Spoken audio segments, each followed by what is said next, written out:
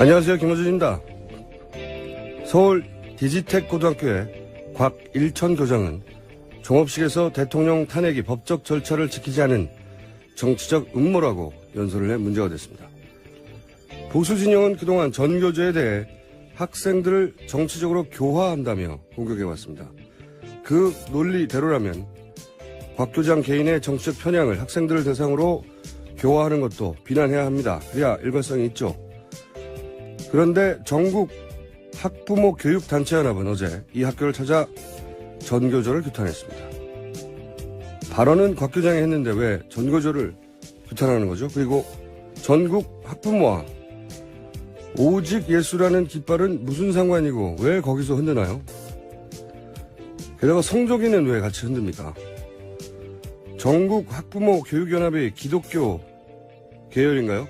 만약 그래서 그런 거라면 기독교 발원지인 이스라엘 국기를 흔들든지 한국 개신교가 칼뱅 교리를 대체로 따르니까 칼뱅의 조국 프랑스 국기를 흔들든지 그것도 아니면 실제 칼뱅의 사역을 했던 스위스 깃발을 흔들든지 교회에서 성조기를 걸고 예배 봅니까? 이 기괴한 광경을 저는 도무지 이해할 수가 없습니다. 김호준 생각이었습니다.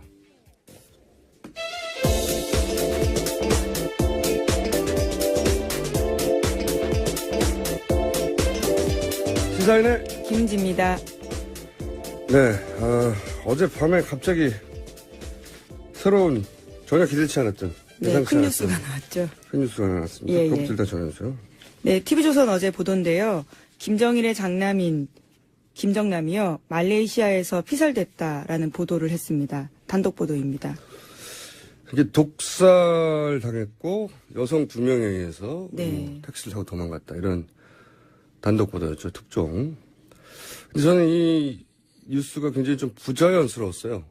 어떤 점에서 부자연스러웠냐면 저도 궁금해서 이제 현지 언론 뒤져봤는데 일단 독살 2명, 독살의 여성 2명 이런 뉴스가 없어요.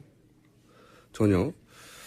말레이시아 CID 범죄수사국 정도 되겠죠. 예, 여기 책임자 모마드 살레가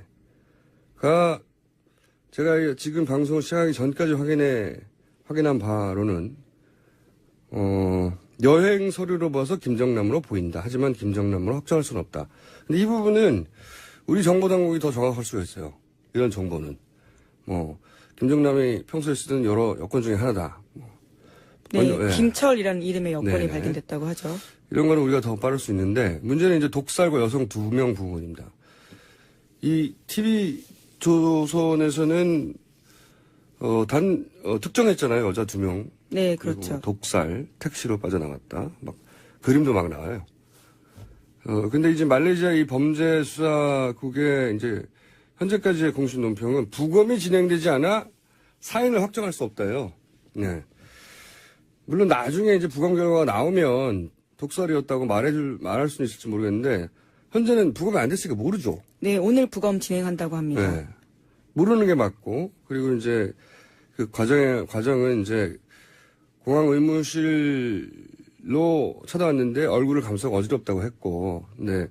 거기서 병원으로 옮기다가 앰뷸런스에 숨졌다. 예, 그렇죠. 여기까지는 확인해 줬어요. 그런데 이제 우리나라 발 뉴스, TV조선 뉴스를 보고 거꾸로 이제 기자들이 물으니까 바늘은 발견되지 않았다. 독살이냐고 물으니까. 그리고 알 수 없다. 사망 원인을. 부검해야 한다. 그래서 오늘 스프레이설까지 기사가 나왔습니다. 그러니까 이게 현지 경찰 책임자고 CCTV도 이 사람들이 가장 먼저 보는 거란 말이죠. 여성 2명에 대한 정보도 전혀 없어요.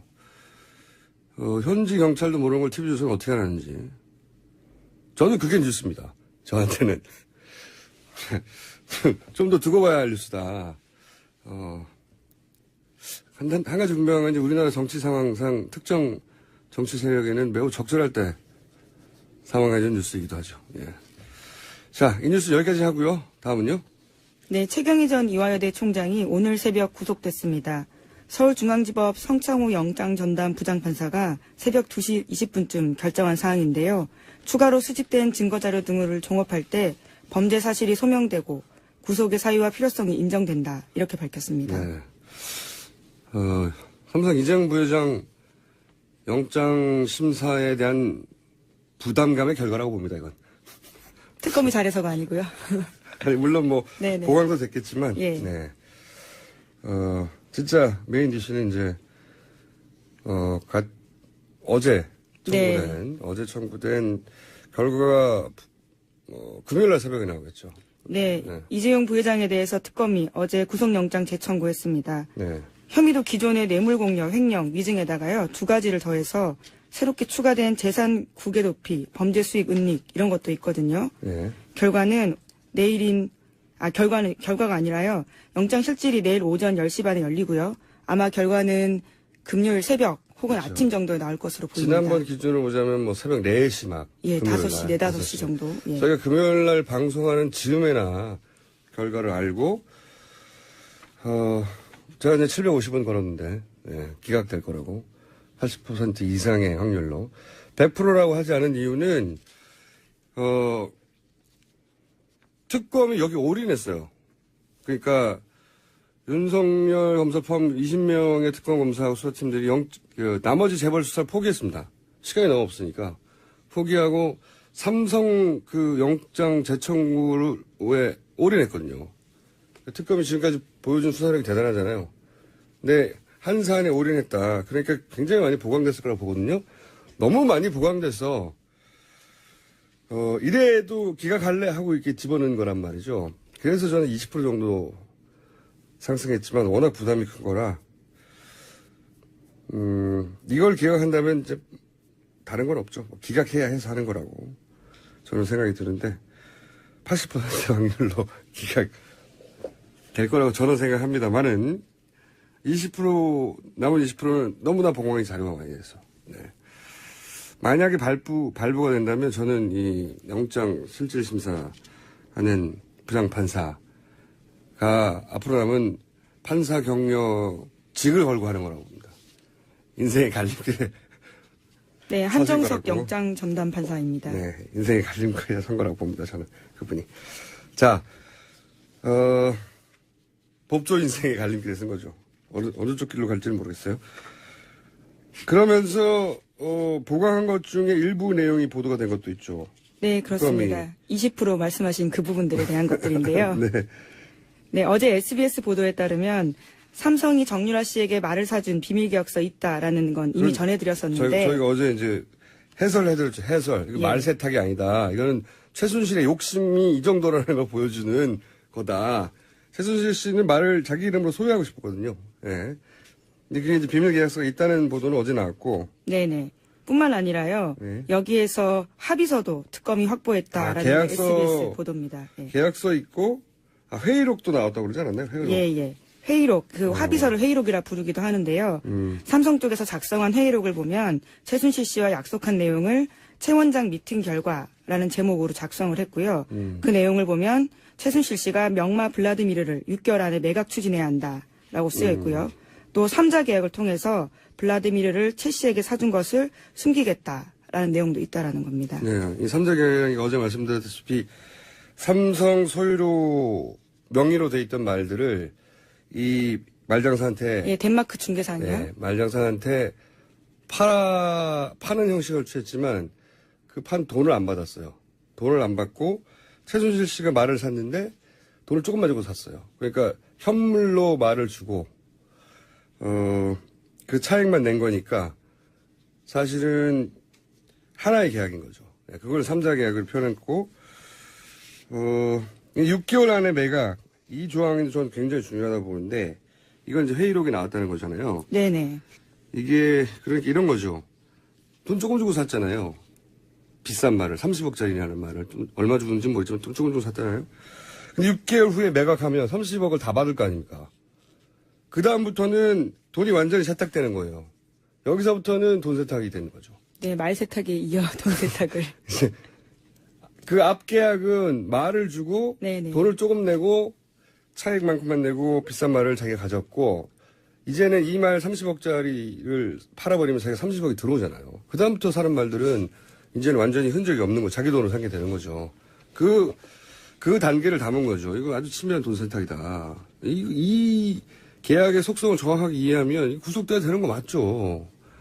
이런 회의로까지 나왔는데 계약서와 이것도 구속이 안 된다는 건 말이 안 되는 것 같은데.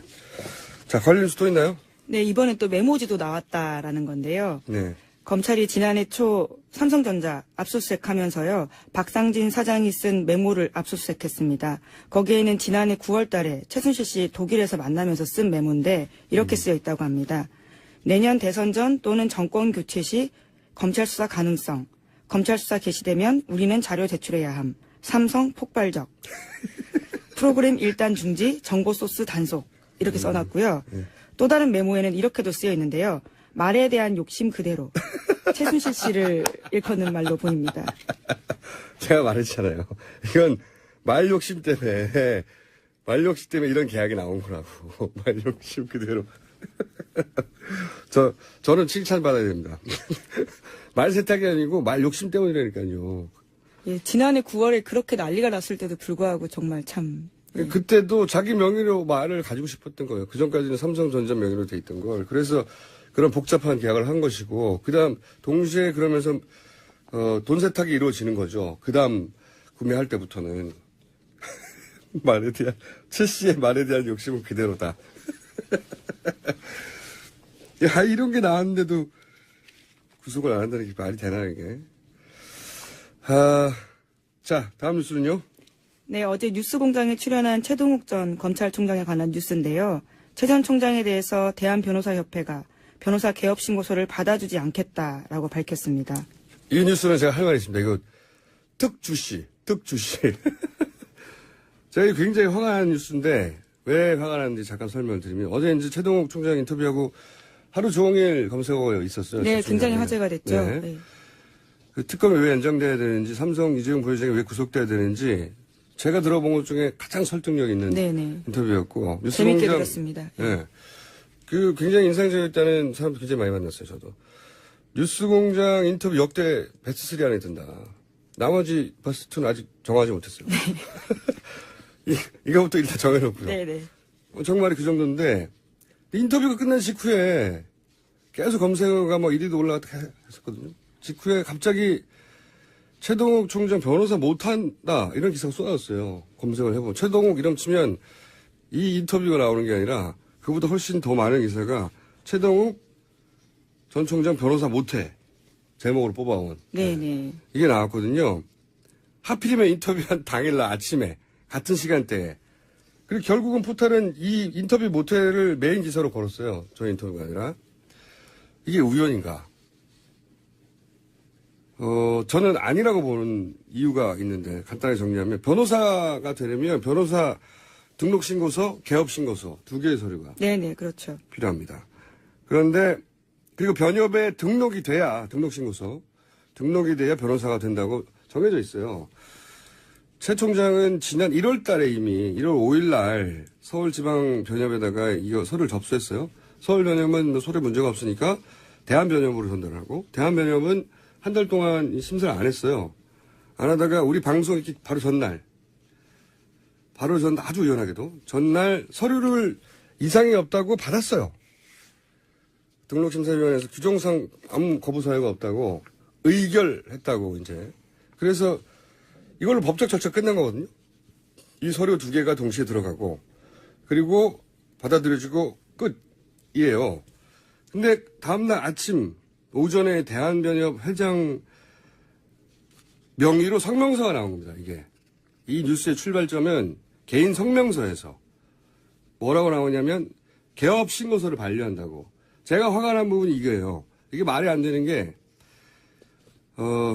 변호사 등록은 변협에서 의결하도록 되어 있고, 그래서 그 등록이 됐어요, 의결을 해서. 변호사 개업은 신고제입니다. 신고만 하면 끝나는 거예요. 허가받는 게 아니라. 접수되면 끝인 거예요. 그러니까 어제 2가지 서류가 들어갔고 의결하면서 끝난 겁니다. 반려라는 절차 자체가 없는 거예요. 신고제도이기 때문에. 이게 허가가 아니에요. 허가. 서류가 미비하네요. 어쩌고저쩌고. 요건이 안 됩니다. 서류를 다시 봉해서 반려 절차가 없어요. 신고하면 끝이니까.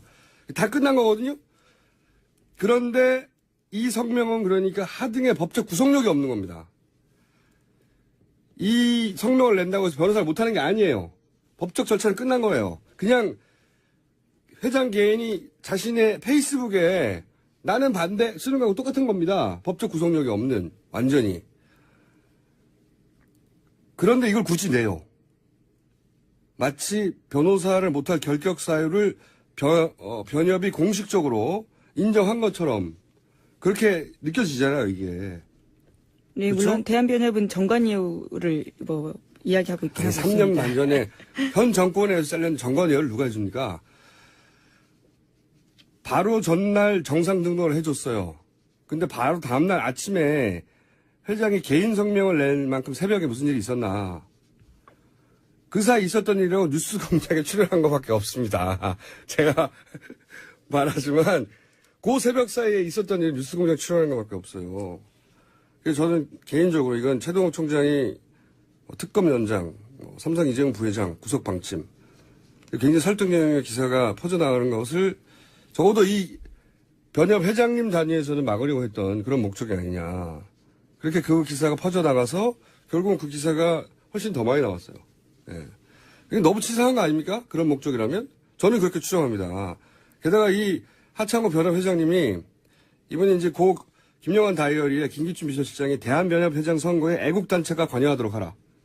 이 메모를 쓴 거기서 그 즈음에 회장이 된 분인데, 애국단체가 관여했는지 안 했는지 모르겠어요. 근데 그런 메모가 있었던 그 즈음에 회장이 된 분인데, 이분이 이제 테러방지법. 네, 그 당시에, 네, 그때 의견을 냈었죠. 변호사들의 의견 수렴을 하지 않고 대한변협 명의로 그냥 테러방지법 찬성 발표한다는 성명을 내버린 거예요. 예. 그 당시 논란이 있었습니다. 네, 그래서 변호사들이 항의하고, 그래서 나중에 사과 성명을 했어요. 네, 본인이 개인 단독으로 변협 이름으로 내버렸다고.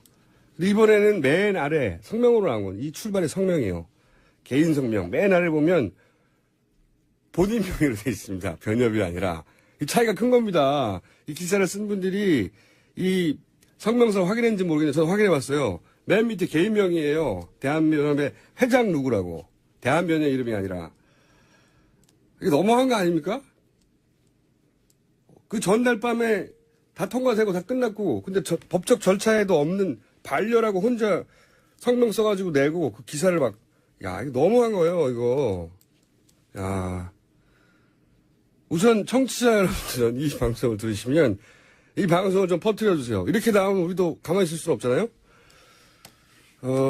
더 널리 퍼뜨려주시고, SNS 써주시고, 페이스북에도 써주시고, 그런 노력을 해주시고, 저희 뉴스공장도 방법을 좀 생각해보고 있습니다. 화났어요. 너무 치사하다. 이렇게까지 하는 건. 참. 그 영어에, 저런 말이 있잖아요. 무슨 분쟁이 생기면, 개인적인 게 아니야. 사감을 하는 게 아니야. 저희는 사감입니다. 이건 아니죠. 이거 반칙이죠. 그리고 기사 쓰실 때 좀 확인해 봐 주세요. 성명서 딱 들어가서 확인해 보면 개인 명의로 돼 있는 겁니다. 그런 절차 없어요. 확인해 보세요. 반려라는 절차 없다니까요. 자, 화나. 다음 뉴스는요? 네, 특검이 어제 박 대통령 대면 조사와 관련해서 현재 적절한 조치를 취하고 있다라고 밝혀서요. 관련한 대면 조사 협의가 재개됐다라고 밝혔습니다. 안 하신다니까요. 지금 하신다고 하는 지가 지금 열흘 좀 됐어, 이제. 안 해요. 네. 제가 처음 나왔을 때부터 안 한다고 했잖아요. 원래부터 할 생각이 없었던 겁니다. 원래부터. 네. 다음 수는요? 네, 지난주에 잠깐 말씀드린 적이 있는데요. 개성공단을 미얀마로 떠넘기려고 하는 정황이 보이는 안종범 전 수석에 대한 수첩에 대한 시사인 보도가 어제 온라인에 나왔습니다. 제가 말했잖아요, 이거. 예. 미얀마하고, 이거 대체공단, 개성공단, 이게 뭔가 흔적 있을 거라고 찾아보라고. 이게. 네, 찾았습니다. 찾았어요? 예. 잘했어요. 이게 그냥 됐을 리가 없어요. 최순실 이꼬르 돈, 이렇게 생각하고, 제가 지난번에 방심했다고 그랬잖아요. 말장수가 대통령 만난 거 그냥 인사하러 온 거라고. 방심해서 착각했다고 반성했지 않습니까? 최순실의 이름이 등장하면 돈 이거 생각하고 어디서 돈이 나오지 찾아봐야 돼요. 근데 미얀마에 개성공단 관련된 메모가 나왔나요? 어떻게 됐나요? 네. 안종범 전 수석이 VIP 지시를 써놓은 부분에 보면요. 개성공단이 폐쇄된 지 한 달 후에 나온 이야기인데요. 박 대통령이 미얀마를 언급하면서 한인타운 조선과 함께 개성공단을 말했다라는 겁니다. 한인타운 조선 같은 경우에는요. 초기 최순실 씨가 구상했던 미얀마 K타운 모형입니다. 그렇죠. 예. K타운 모형인데 K타운하고 개성공단하고 무슨 상관이 있다고 개성공단을 옆에서 써놨대요. 예, 이렇게 줄로 이어놓기까지 했습니다. 이렇게. 이게 아마 지난번에도 계속 말씀드렸지만 이제 그 토지 사용권에 주목해야 된다고 제가 말씀드렸잖아요. 땅을 이런 식으로 대규모로 싼 값에 혹은 무료로 장기 불화받으면 그 정부로부터 그 땅만 가지고도 그 위에 공장을 짓게 하면 그다음부터는 사실 그야말로 땅 짓고 헤엄치기 몇십 년간 왜 그랬잖아요. 최순실도 미얀마 이거 우리 자손 대대로 먹고 살 사업이라고. 네네. 장시호 씨한테 그렇게 이야기했다는 네, 거죠. 그게 이거예요. 땅을 불화받아서 가만히 있어도 되거든요. 공짜로 받았으니까. 거기 뭘 짓기만 하면 그냥 돈이 나오는 거예요. 근데 이제 그 부지가 크면 공장 같은 게 들어오면 이제 대박이 나는 거죠. 최순실 씨 입장에서는. 예, 실제로 지난해 10월 달에 보니까요. 코트라 본사에서 LH와 코트라 주체로 미얀마 진출 권한은 설명에도 있었습니다. 이게 정말 저한테 놀라네요. 저는. 이런 거 뭐 나올 거라고 했잖아요. 참 더 나올 거예요. 참 37번 아니 39권짜리 종검실록이 뭔가 나올 거라고 봅니다. 저는 뭔가. 저는 오늘 어제 최동욱 관련 뉴스를 보고 정말 화가 났어요. 이렇게까지 하나. 새벽 사이에 무슨 일이 있었겠어요. 새벽 사이에 무슨 일이 없었어요. 뉴스 공장에 아침 일찍 나온 것밖에는. 참네. 자, 청취자 여러분들도 이렇게 나온다면 널리 퍼뜨려 주시고 저희도 이제 방법을 찾아서 널리 퍼뜨리도록 하겠습니다. 거꾸로 더 많이. 실제로 정말 정관 몸값이라고 하는 게 1, 2년 정도거든요. 그런데 최 총장 같은 경우에는 물러난 지가 꽤 됐습니다. 그런데 3년 명목이 6개월이고요. 네. 정관 예우라고 하는 게 전관 예우를 예를 들었는데 전관을 줄 사람한테 물어봐야죠. 현 정권에서 그렇게 처참하게 잘린 사람한테 전관을 누가 줍니까? 말도 붙일 이유가 없으니까요. 전관 예우를 우려해가지고 변호사를 하지 말라는 개인 의견이에요. 개인 의견. 반려라는 절차가 없어요. 그건 무슨 공식적인 것처럼. 자, 흥분했어요 제가. 시사인이? 예, 김은지였습니다. 감사합니다.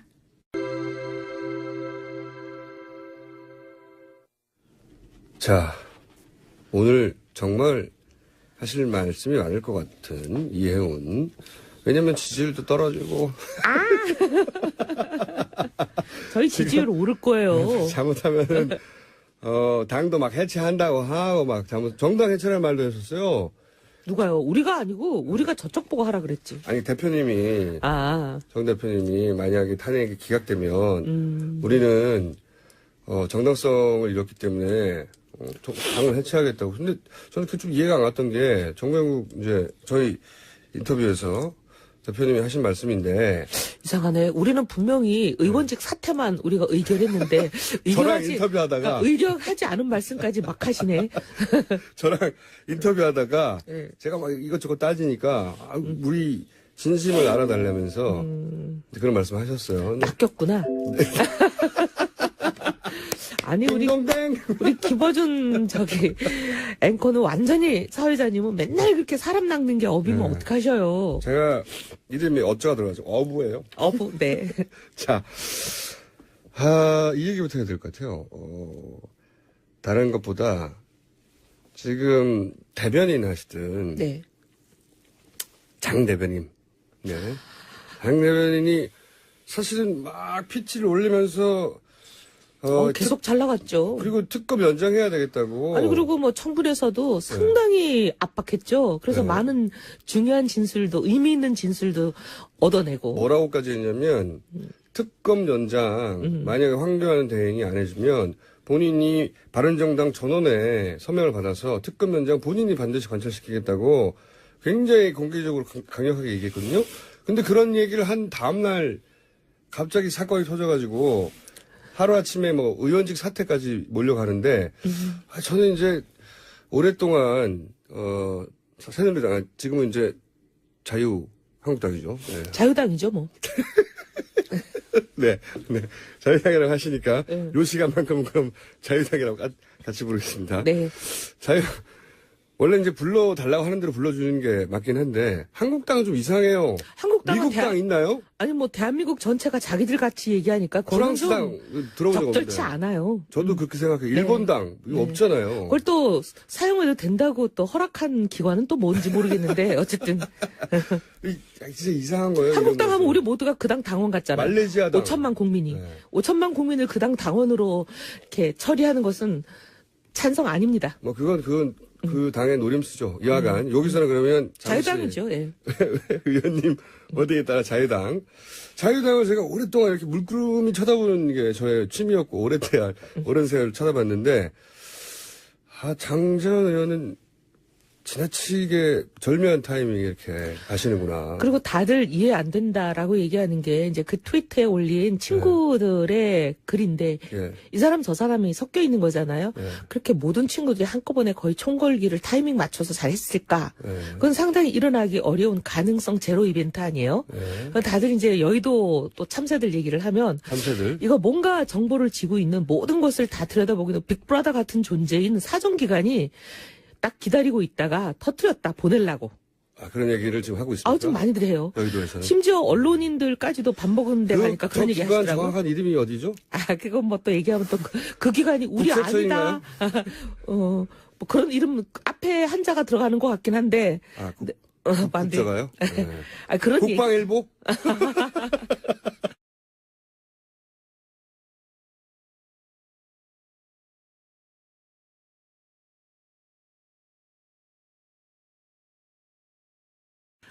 근데 제가 하는 얘기가 아니고 예. 여의도에서 심지어 언론인들도 그런 얘기를 하고 있어요. 어제 식사 자리에 갔더니 언론인들 한 5-6명이 그런 얘기도 하더라고요. 그래서 제가 어머 사람 마음이라는 거는 다 비슷하구나. 뭔가 이상하다. 그러니까 장재현 의원이 국방일보에 의해서 네, 하여튼 국자 들어가는 기관에 의해서 난 설이 있죠. 예. 네, 그런 설들이 파다하다. 지금 파다해요. 아니 그리고 장재현 의원의 경우는 보면 아니 아이를 기르는 부모 입장에서 보면 부모도 놀래가지고 지금 멘붕인데 이제 거기다가 대고 뭐 사퇴하라 이런 얘기까지 본인이 이미 먼저 그 얘기가 터지자마자 네. 온갖 직함에서 이제 내려왔잖아요. 네. 대변인도 내려놓고 부산 시당위원장도 내려놓고 이제 그리고 본인은 이제 아이를 먼저 정상화시키는 게 우선이다. 이래가지고 이제 아이와 시간을 보내면서 아이가 잘못된 길에서 돌아오도록. 부모 입장에서는 그런데 이제 이게 굉장히 지나치게 절묘한 타이밍인 거죠. 절묘한 네. 타이밍이죠. 그러면서 바른정당이 가장 활발하게 입장을 표명하고 이제 막 들라 그러는데 또 누가 날개를 꺾었어요. 공세적으로 이제 그 자유당을 압박하던 그런 입을 잃어버렸어요. 그러니까 더더욱 언론 노출이 바른정당이 줄어드는 효과를 안 그랬으면 장재현 의원 오늘도 아마 인터뷰 저희가 했을 텐데 저희가 인터뷰 요청해도 이제 당분간은 못 나온다고 거죠. 스스로는. 예. 근데 어쨌든 어떤 기관이라고요? 이 모든 정보를 들여다보는 기관이 아니냐. 그런 정보기관의 작업의 결과가 아니냐 하는 의구심들을 여의도에서는 가지고 있다. 다들. 네. 이 사람 저 사람이 그냥 입 모아서 얘기하더라고요. 그래요. 맞아요. 오랫동안 들여다본 사람들은 그런 의구심을 가질 수밖에 없죠. 너무 지나치게 절묘한 타이밍이고. 그리고 그건 굉장히 이제 사적인 정보인데 그 뭐 한 사람이 한 것도 아니고 좀 이상하잖아요.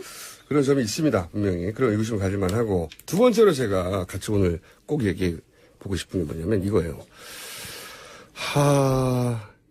저는 이제 지난 월요일부터 계속해서 최근에 자유당의 그 행보가 좀 이상하다. 어떤 의미에서 이상하냐면 갑자기 야당에서 요구했었어야 하는 헌재 판결을 무조건 결과에 상관없이 승복한다는 요구, 그걸 서약서로 쓰라고 무려.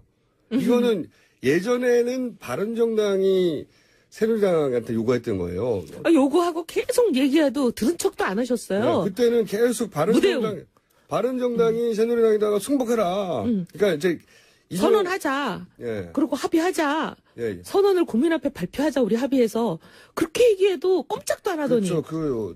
지난달까지만 해도 바른정당이 새누리당이 요구했던 건데, 왜냐면 이제 인용될 거라고 다들 이 정도인데 어떻게 인용이 안 될 수 있겠냐고 생각했었고, 저희는 사실 뭐 인용이 되든 기각이 되든 그건 헌재가 판단할 몫이지만 어떤 방향으로 결론이 나도 둘 다 승복하자였거든요. 그건 이제 표면적인 명분이고 실제는 인용될 거라는 생각에. 거의 미륵간신법으로 보고 계시네요. 근데 그렇게 강력하게 요구에다가 새누리당이 갑자기 지난주부터 역전돼가지고 새누리당이 요구하기 시작했어요.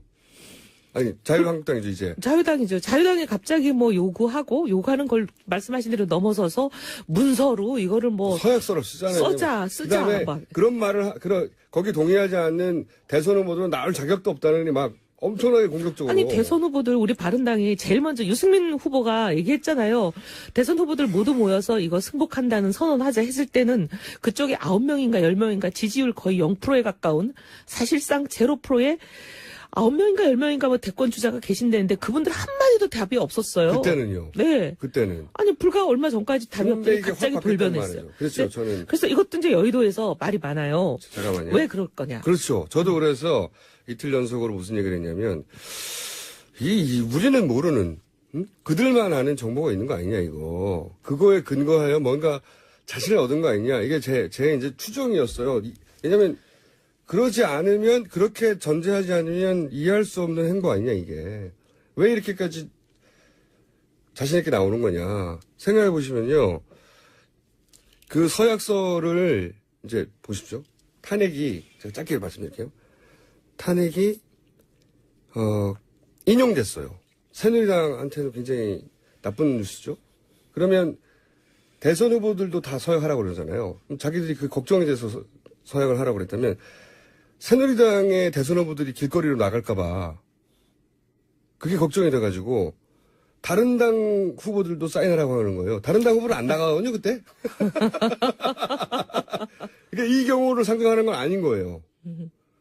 탄핵이 그런데 기각이 됐어요. 그럼 다른 당 후보들이 막 쏟아져 나올 거 아닙니까? 새누리당한테는 좋지만.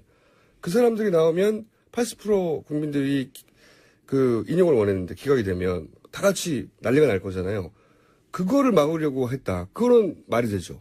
아니 그럴 가능성밖에 없는 거죠. 그 그렇죠. 반대의 가능성은 말이 안 되는 거죠. 예. 근데 새누리당이 뭘 믿고 그러냐는 거죠. 제가 여기까지고 그다음에 무슨 이야기가 도느냐? 도느냐? 좀 자세히 얘기해 주세요. 최근에 한 지난주 말쯤부터 소위 공중파라고 불리는 우리 방송들 있잖아요. 네. 근데 저희가 출연을 하러 가면 막 국장님들, 본부장님들 이렇게 굉장히 고위직들이 나와가지고 뭐라 그러냐면 탄핵이 통과가 안 된대요. 무산이 된대요. 막 이런 정보를 얘기를 해요. 기각된대요. 네. 네. 그래서 저희가 너무 놀래가지고 아니 어디서 그런 거 정보를 얻으셨어요? 라고 물어보면 이제 뭐 어디서 들었다 이렇게 아니, 좀 얘기하고 글쎄요, 어디서요? 근데 그건 그다음에 얘기를 그분들이 입으로 어디서 들었다는 얘기는 안 하는데 네. 그분들 얘기는 7명의 헌재 재판관 지금 사실 8명인데 이분들은 3월 13일을 넘긴다는 걸 거의 확실시하면서 얘기를 해요. 3월 13일이 넘어가면 7명만 남잖아요. 그쵸. 그 7명 중에 2명을 대통령 측이 확보했다. 확보했다! 심지어 이름까지 얘기해요. 누구누구 K모 A모 그렇게 얘기를 하시면서 잠깐만요. K모? A모 L모요? A모. 그렇게 이제 두 사람을 확보를 확실히 했다. 대통령 측이 그렇게 청와대가 얘기하더라. 이런 얘기를 막 해요. 그래서 아니 왜 청와대가 이런 얘기를 방송사 간부들한테 하고 다니지? 했는데 여의도 돌아오니까 무슨 얘기냐면 청와대 행정관들이 각계각층에 퍼져서 방송국에도 찾아가고 심지어 우리 당에도 오고 정치인들도 만나고 국회도 얘기를 하면서 그 똑같은 얘기를 하고 다닌다는 이게 거예요. 청와대 말입니까? 청와대 말이죠. 청와대 행정관들이라고 하니까. 현직 행정관. 그 들은 사람들이 하는 말은 나는 청와대 행정관 누구에게 들었다면 이제 얘기를 하는 거죠. 그렇게 얘기를 한대요. 그러면서 그 두 사람 이름까지 얘기를 하면서 두 사람을 확실히 확보했다. 그런 얘기들을 한다는 이게 거예요. 그러니까 저작거리에서 들었다거나 뭐 찌다시발 뉴스가 아니라 나는 청와대 행정관 모모에게 이야기를 들었다. 뭐라고 들었냐면 두 사람의 이름과 함께 확보했다고. 예, 그런 얘기가 돌아다닌대요. 그러면서 언론들도 그런 얘기를 하고 심지어 의원들도 그런 얘기를 해요. 그러면서 그 얘기를 또 믿는 사람도 있고 갸우뚱하는 사람도 있고 이게 설왕설래 시끄러워요. 그것도 카더라 아니냐며. 예. 근데 이제 그 왜 청와대 행정관들이 그런 얘기를 하고 다니는지야 뭐 의도는 뻔하지만 예. 근데 그게 과연 사실이냐 아니냐 A모 K모가 진짜 자기들은 탄핵을 무산시킨다. 반대 입장을 낸다, 탄핵에. 이런 것을 과연 얘기했을 리가 있냐. 둘 중에 하나죠.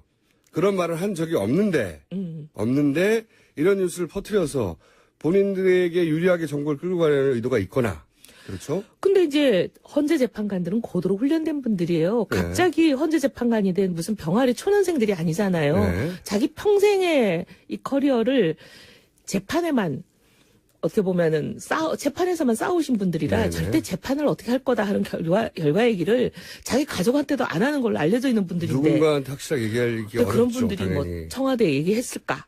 이제 이해가 안 되는 부분이죠. 그렇죠. 그게 첫 번째 의구심이고 합리적인 의구심 맞고요. 그러니까 청와대 행정관 몇 사람이 그런 뉴스를 언론과 여의도에 의도적으로 퍼뜨려서 본인들이 원하는 방향으로 정보를 끌고 가려는 그런 제스처다. 라는 설이 굉장히 다수설이에요. 다수설이고 저는 그 다수설도 일리 있다고 생각하고요. 일단 청와대 행정관의 존재는 확인된 거잖아요. 왜냐하면 사람들의 입을 통해서 나는 그 사람한테 들었어라니까. 그럼 그런 행위는 있는 건데 그러면 이런 설도 가능해요. 실제 어떤 경로로 확인했는지 모르겠는데 제가 계속 공부했던 건 그거예요.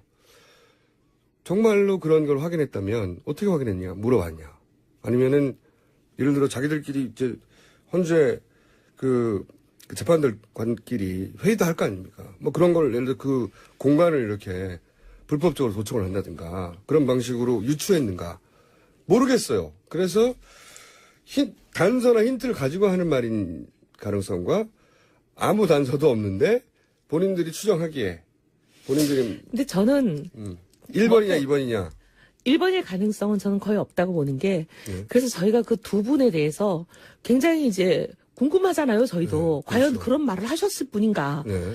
근데 이제 이 분들을 헌재 재판관이 되도록 추천한 사람이 있잖아요. 네. 추천한 사람한테 직접 들었는데 네. 내가 이 A모를 추천했다. 헌재 네. 재판관이 되도록. 네. 물론 국회에서 우리가 이제 투표를 하긴 했지만 네. 추천을 하는 사람이 있는 거잖아요. 그 정도로 가깝고 평생 알고 너무나 그 속속들이 잘 알고 그 사람 속은 내가 다 잘한다. 그리고 최근에도 만나고 있다. 근데 그 사람이 절대 그럴 사람이 아니다. 자, 그런 저는- 얘기를 하는 사람들이 네. 있어요. 네. 저는 또 다른 얘기도 들은 건 있긴 있어요. 원래 이럴 때 온갖 이야기가 난무하긴 하죠. 근데 이제 결론은 제가 생각하는 네.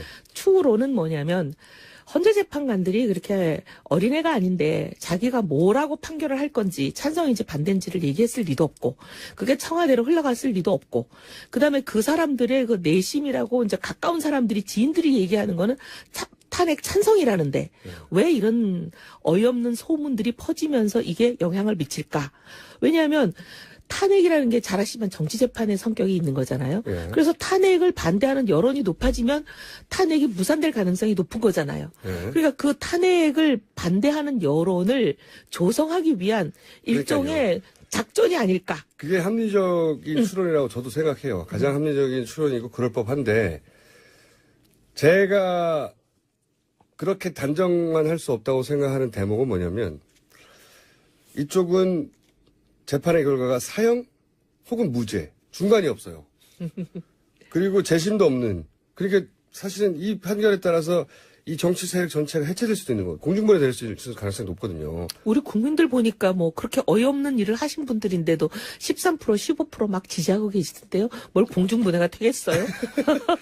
근데 그 지지율에 멈춰 있을 가능성이 높죠, 앞으로도. 어느 나라나 어떤 구조적인 멘탈리가 있는 지지층은 그 정도 있어요, 실제로. 낙지나 파시스트도 그랬으니까. 항상 10몇 프로에서 20% 가까이 국민들은 이쪽 끝에, 나머지 또 이쪽 끝에, 대부분은 가운데 있죠. 근데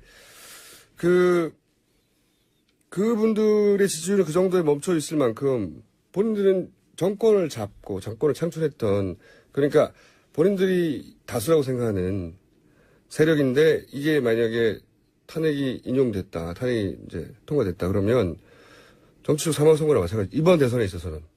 그런데 그거를 가만히 앉아서 구경만 하고 있다. 이거는 저는 이해가 안 가는 행위거든요. 거꾸로. 물론 노력은 하겠지만 네. 이미 그분들도 마음 접은 지 오래됐어요. 지난 연말에 저희가 뭐 당을 나오니 많이 한참 논란이 있을 때 그분들끼리 이제 40몇 명이 모였다고 발표한 일이 있었잖아요. 거기서 나온 얘기가 아주 그냥 공공연하게 언론을 통해서 많이 나갔잖아요.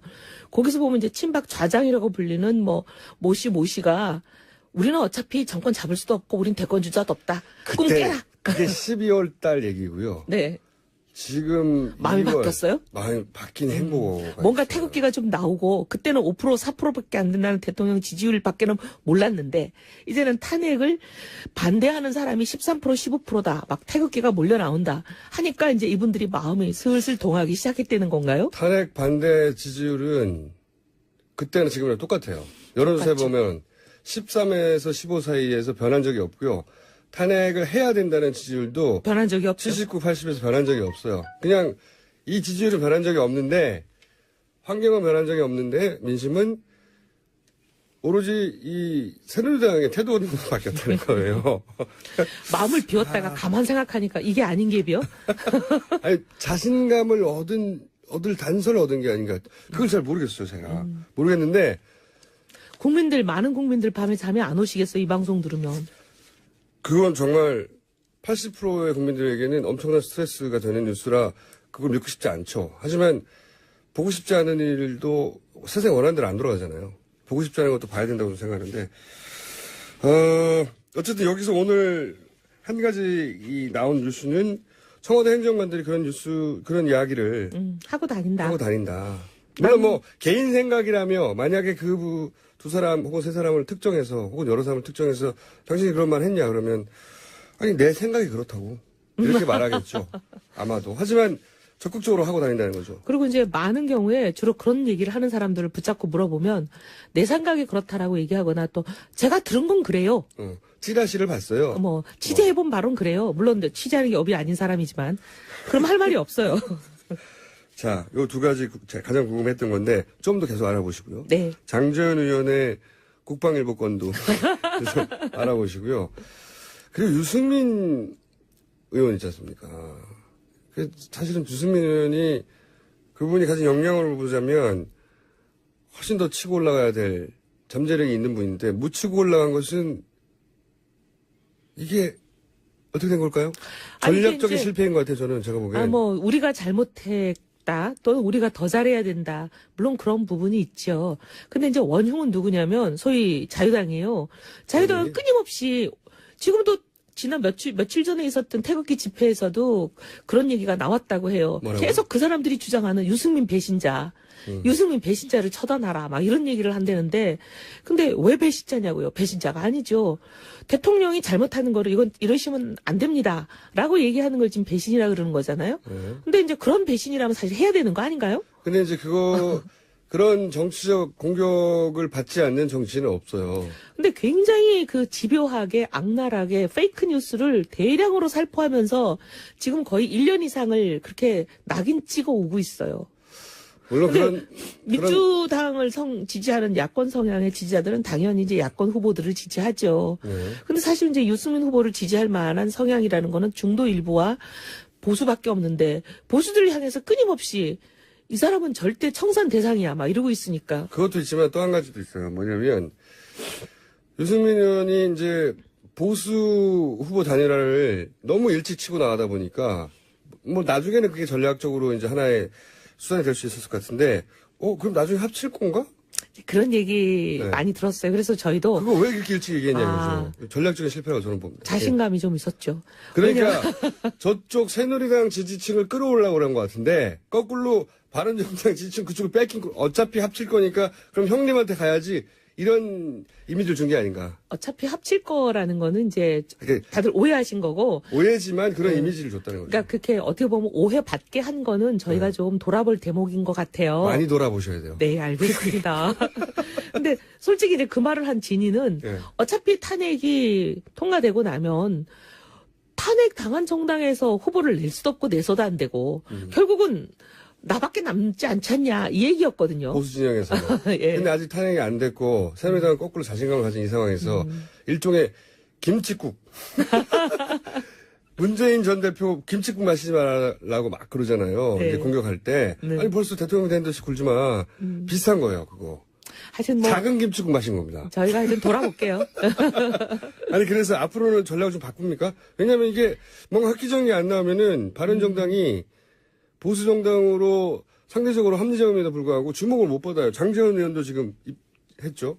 그런데 다르게 됐죠? 저는 이게 이제 뭐 너무 낙관적이다 이렇게 생각하실 수는 있지만 탄핵이 결론 나는 거 이제 한 달 정도밖에 안 남았어요. 네. 한 달 후면은 이 정치 지형과 지지도 구도가 완전히 그냥 천지개벽을하게 바뀔 겁니다. 그건 그래요. 네. 그건 그래요. 그러니 저희가 너무 그렇게 조급해할 필요 없다 이렇게 생각을 하고요. 네. 그때 보죠.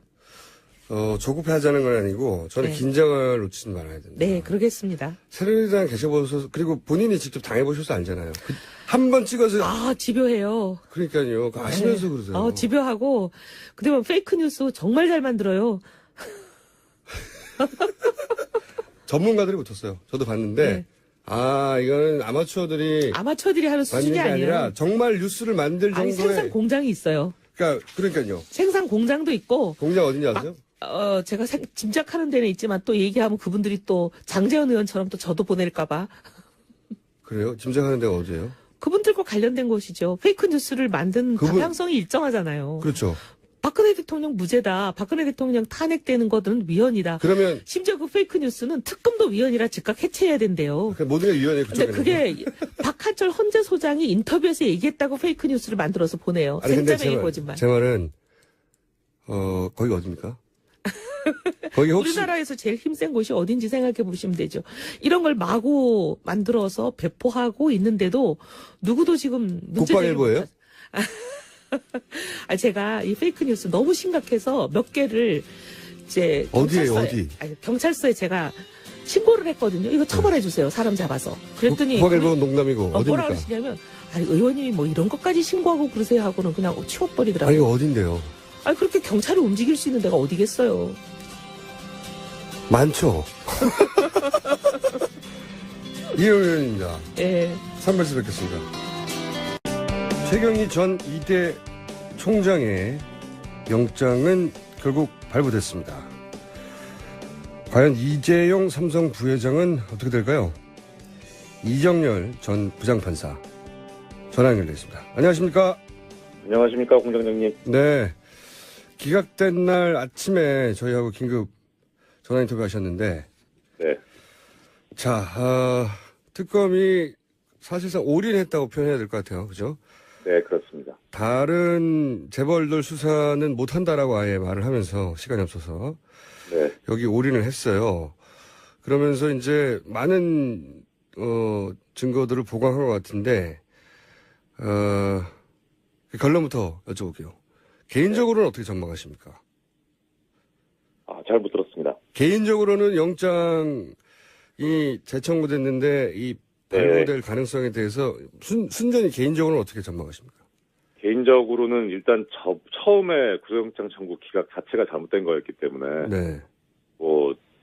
이번엔 당연히 재청구는 발부돼야 된다는 게 개인적인 견해고요. 그런데 그건 당이고. 순전히, 네. 그렇죠. 네. 네. 전망. 일단 전망은 네. 일단 가장 관심 있게 보였던 신호등이라고 할까, 그게 최경희 총장 네. 영장 발부된 것이 좀 일종의 하나의 신호로 볼 수 있지 않을까 싶은 생각이 들긴 이게 이제 합니다. 긍정적인 신호를 읽으십니까? 아니면 부정적인 신호를 읽으십니까? 긍정적인 신호로 보고 있습니다. 그래요? 그 이유를 좀 부장판사를 해보신 분으로 설명해 주십시오. 일단 통상적으로 네. 이 구속영장 청구 사건이 판사 혼자 하는 단독 판사 관할 사건인데요. 네. 그런데 이제 아시다시피 서울중앙지방법원 같은 경우에 3사람의 영장 전담 판사가 있거든요. 네. 그러면은 관행적으로 네. 한 사람이 결정해서 한 사람 명의로 나가기는 하지만 네. 나중에 이게 재청구가 됐을 때 처음에 기각했다가 재청구되면은 다른 나머지 두 명이. 근무하고 있는 판사가 네. 다 같이 근무하고 있는 판사가 그대로 발부하는 게 모양새가 이상해지니까 그렇죠. 통상적으로 사전에 좀 논의를 하거든요. 일반적으로는. 네. 네, 이 그래서- 사안이 크면 클수록 더욱 오래 논의하겠군요. 더 그렇고요. 예. 네. 그래서 처음에 구속영장 청구가 기각됐을 때 이게 재청구해도 쉽지는 않을 것이다 네. 라고 하는 게 일단은 그렇게 의논을 하기 때문에 그래서 다시 재청구를 하더라도 발부가 쉽지는 않겠다라고 생각을 했는데 이렇게 한 사람 명의로 나왔지만 실제로는 사안이 중대할수록 세 사람이 같이 이미 의논해서 냈던 것을 네. 이제 똑같은 사람한테 이제 재청구할 수는 없으니까 나머지 두 사람한테 갔을 때 네. 3인 동료가 같이 의논해서 기각했던 거를 예. 또 다시 재청구된 거를 그때는 발부를 해버리면 네. 이게 이제 앞뒤에서 자기들이 논리 앞뒤 안 맞으니까 그렇죠. 네. 그래서 또다시 기각될 가능성이 더 높다고 이제 보셨었고 예. 네. 그런데 최경희 총장 같은 경우에는 지금 재청구돼서 발부된 거니까 예. 어떻게 보면은 특검에서 수사를 좀 더 보강을 충실하게 잘 했다고 해석이 될 수도 있지만 네. 또 어느 한편으로는 법원에서 이제 입장을 그쪽으로 정한 것이 아닌가 그렇게 해석될 여지가 있거든요. 첫 번째 이제 긍정적인 신호로 해석하는 거는 특검이 보강을 잘 해서 플러스 네. 기존에 자기들이 한번 3인이 의논해서 기각시켰더라도 네. 보강만 충분하다면 다시 발부할 수 있는 것으로 입장을 정한 게 아닌가. 예, 그렇습니다. 네, 그러니까 이렇게. 일종의 특검이 이제 법원으로 하여금 다시 발부할 수 있는, 이번에는 발부할 수 있는 명분을 만들어준, 그러니까 상황이 아닌가 싶고요. 또 한 그게 가지 하나의, 제 해석은 어떻습니까? 저도 그런 면도 있는 것 같고요. 설명을 듣고 보니. 또 하나는 이제 지금 사람들에게 초미의 관심사 최경희 네. 총장은 구속영장을 발부하고 그렇게 부담을 좀 덜고 이제 이재용 부회장은 봐라 최경희 총장은 제대로 보강이 됐기 때문에 청구했지만 이건 또 충분한 보강이 아니어서 기각을 한다 이렇게 알리바이용으로 아, 네. 예. 그거는 충분히 이제 그런 추론도 합리적으로 가능하긴 한데, 네. 그런데 이제 저는 하나 좀 의구심이랄까 걱정스러운 부분은 네. 이재용 부회장만 청구가 된 것이 아니고, 그렇죠. 예, 삼성 임원 한 분이 더 청구가 됐지 않습니까? 네. 둘 중에 한 그래서- 사람은 최소한 하겠다는 의지 같아요. 예. 네. 그래서 그렇게 보면은 법원 입장에서 두 사람 중에 한 사람 정도만 발부하는 쪽으로 갈 수도 있지 않겠나. 예. 예, 그런 이런 경우에 둘 다 기각시키기가 쉽지 않을 것이다 이렇게 보시는 거죠. 그러니까 예, 특검 입장에서도 적어도 한 사람 정도는 나오지 않겠느냐. 그러니까 뭐 어떤 예비적인 그런 느낌으로 네. 예, 그렇게 한 것 같아서 그런 측면에서 보면은 특검이 좀 자신이 없지 않나 하는 그런 느낌도 없지 않아 들긴 합니다. 자신이 없지 않냐. 저는 해석을 어떻게 했냐면, 아니, 이 정도로 보강해가지고 두 사람을 쳤는데, 둘 중에 한 사람은, 하겠지. 둘 다 하나 보자. 이런, 거꾸로 자신감을 읽었는데요. 아, 그러니까 둘 다 기각하지는 못할 것이다는 그렇죠. 거는 맞는 것 같은데 예. 둘 다 할 것인가는 특히 이제 사실 관심사는 이재용 부회장 쪽이니까요. 그렇죠. 이재용 부회장이 가능하겠는가. 근데 어떻게 보면은 그 이재용 부회장이 주장해온 방어 논리하고 방어 논리가 이제 자기는 몰랐고 네. 부하 직원들이 했다는 거니까 네. 그 논리에 따르면 둘 중에 부하. 한 사람은 발부가 돼야 되는 거니까요. 네. 그러면 예, 부하만 발부되는 건데, 만약 네. 그런 가설하에서라면, 물론 이건 다 네. 전망입니다. 아무리 이제 부장 판사를 하셨어도 사실은 지금 당장 이제 결정할 분은 아니니까요. 전망일 수밖에 없는데 저희보다는 훨씬 이제 법원의 분위기를 잘 아시니까. 예, 그리고 결정적으로 처음에도 발부될 줄 알았는데 그런 일이 벌어질지 몰랐기 때문에 그렇죠.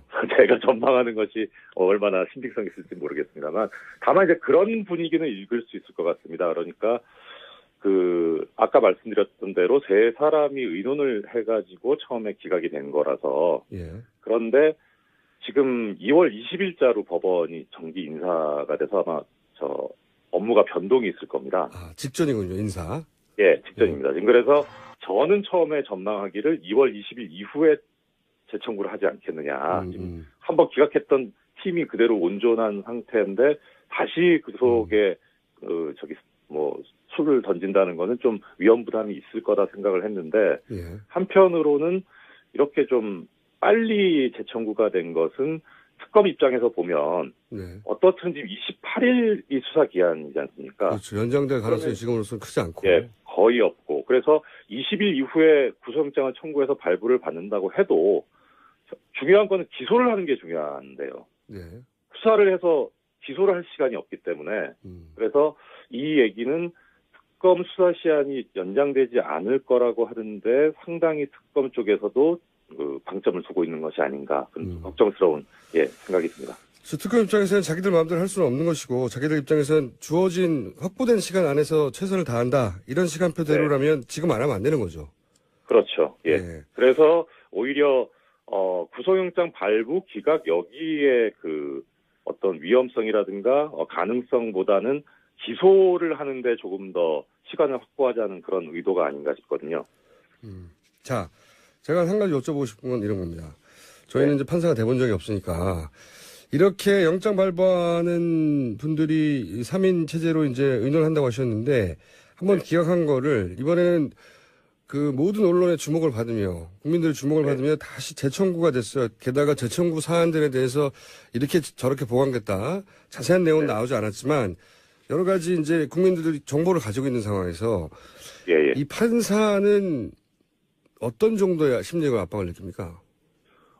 보통은 큰 압박을 느끼지는 않아요. 그래요? 왜냐면, 네, 그러니까 어차피 기록을 보고 판단을 하고 기록과 신문 결과를 가지고 판단을 하기 때문에 네. 가장 그 사건에 근접해 있는 사람이라고 보는 게 맞기는 맞습니다. 그래서 일단은 뭐 외부에서 어떤 얘기가 들어오더라도 나는 내가 본 기록과 피의자 신문 결과를 가지고 거기에 맞게 결정을 판단을 했다라고 하기 때문에 압박을 안 받는데 이번 사안은 좀 다른 게 네. 아시다시피 그 법원 앞에서 뭐 많은 법학 교수님들하고 변호사님들이 법률가들이 농성도 했었고요. 노숙 농성도 하고 뭐 거의 모든 언론에서 그러니까 일부 뭐 저기 경제지 빼놓고는 다 이 영장 기각이 잘못된 거다. 지금 그리고 그 영장 심사하는 분의 성함이 판사 성함이 사람들이 얼마나 관심이 많은지 계속 검색어에 올라와 있어요.